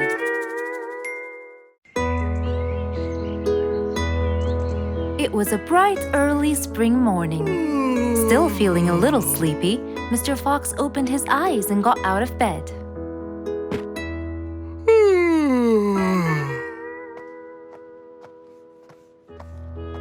Since the weather was beautiful outside and awfully tempting, Mr. Fox decided to go for a walk in the jungle.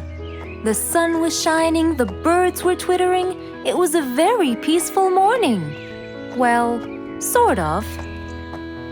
Worried that something terrible could have happened to one of the animals in the jungle, Mr. Fox sprinted towards the sound. Are you kidding me? You're the size of an air balloon. Are you making fun of my size, you piece of you? What? Take that back now, you... No! I'll never take it back! This was all your fault! No, it wasn't. It was yours. No! It's always your fault! Now, calm down. Oh, Mr. Fox, I'm so glad you passed by. You're the only one that could solve my problem. Solve your problem? No, Mr. Fox will solve our problem. No way! What you did was a total crime. So not true. You're the one who started it all and injured me, you big... There, calm down. And just tell me what happened. He woke me up. Slow down, one at a time. Mr. Panda, you go first. Thank you. Now, I was walking heading to my house when I realized that for me to get there, it will take me 12 minutes. And I was so tired and sleepy. So I thought about it, and I realized I should just lay here for a while and take a short nap. And just as I was starting to get comfortable, I found little chicklets screaming with the highest pitch into my ears, Mr. Fox. My ears! Can you believe that? Well, that's not a very nice thing to do, little chicklets. Why did you do that? But I didn't, Mr. Fox. And how is that? I was heading to my favorite lake, and I was walking just right behind Mr. Wicks, when all of a sudden, out of nowhere, he decided to lay down and fell to the ground and squeezed my beautiful wing. And if it wasn't for my high-pitched voice, I would have been dead by now. Well, that was pretty dangerous, Mr. Wicks. What should I do, Mr. Fox? I was really tired and I needed my nap. So I took it. What should a panda do to take his nap? Can't you just wait till you reach your own house? Or at least look behind you before you decide to fall down. My house is 12 minutes away, and all the walking had already stolen away all my energy. I had to take a nap to recharge. I can't keep on walking forever. Then look behind you or sleep next to a tree or something. Why don't you watch where you're stepping? It was a very troubling matter indeed. The little chick almost got crushed. But Mr. Wicks didn't mean it. He was just so tired that he fell asleep. Right? Mr. Wicks, answer me. Did you intend to squeeze little Chicklet's wings? Of course I didn't. Were you aware that you were going to take a nap in the middle of the road? Actually, I vividly remember. I walked to the tree side first, but when I woke up, I found myself in the middle of the road. How many naps do you need per day? From 5 to 7, I would say. Did you take a nap before you decided to head home? Of course. Do you usually nap in between? Not always, but today I went so far from my house. I tried to hurry to nap at home, but you know, I'm too slow. Say no more. I now know the answer. Really? Yes. Worry no more, little Chicklets. From now on, Mr. Wicks will always nap at his own house. Just a second. Aha! There it is! Is that what they call caffeine? My, I didn't think it was that huge. No. It's something even better. Better than caffeine? And chocolates too.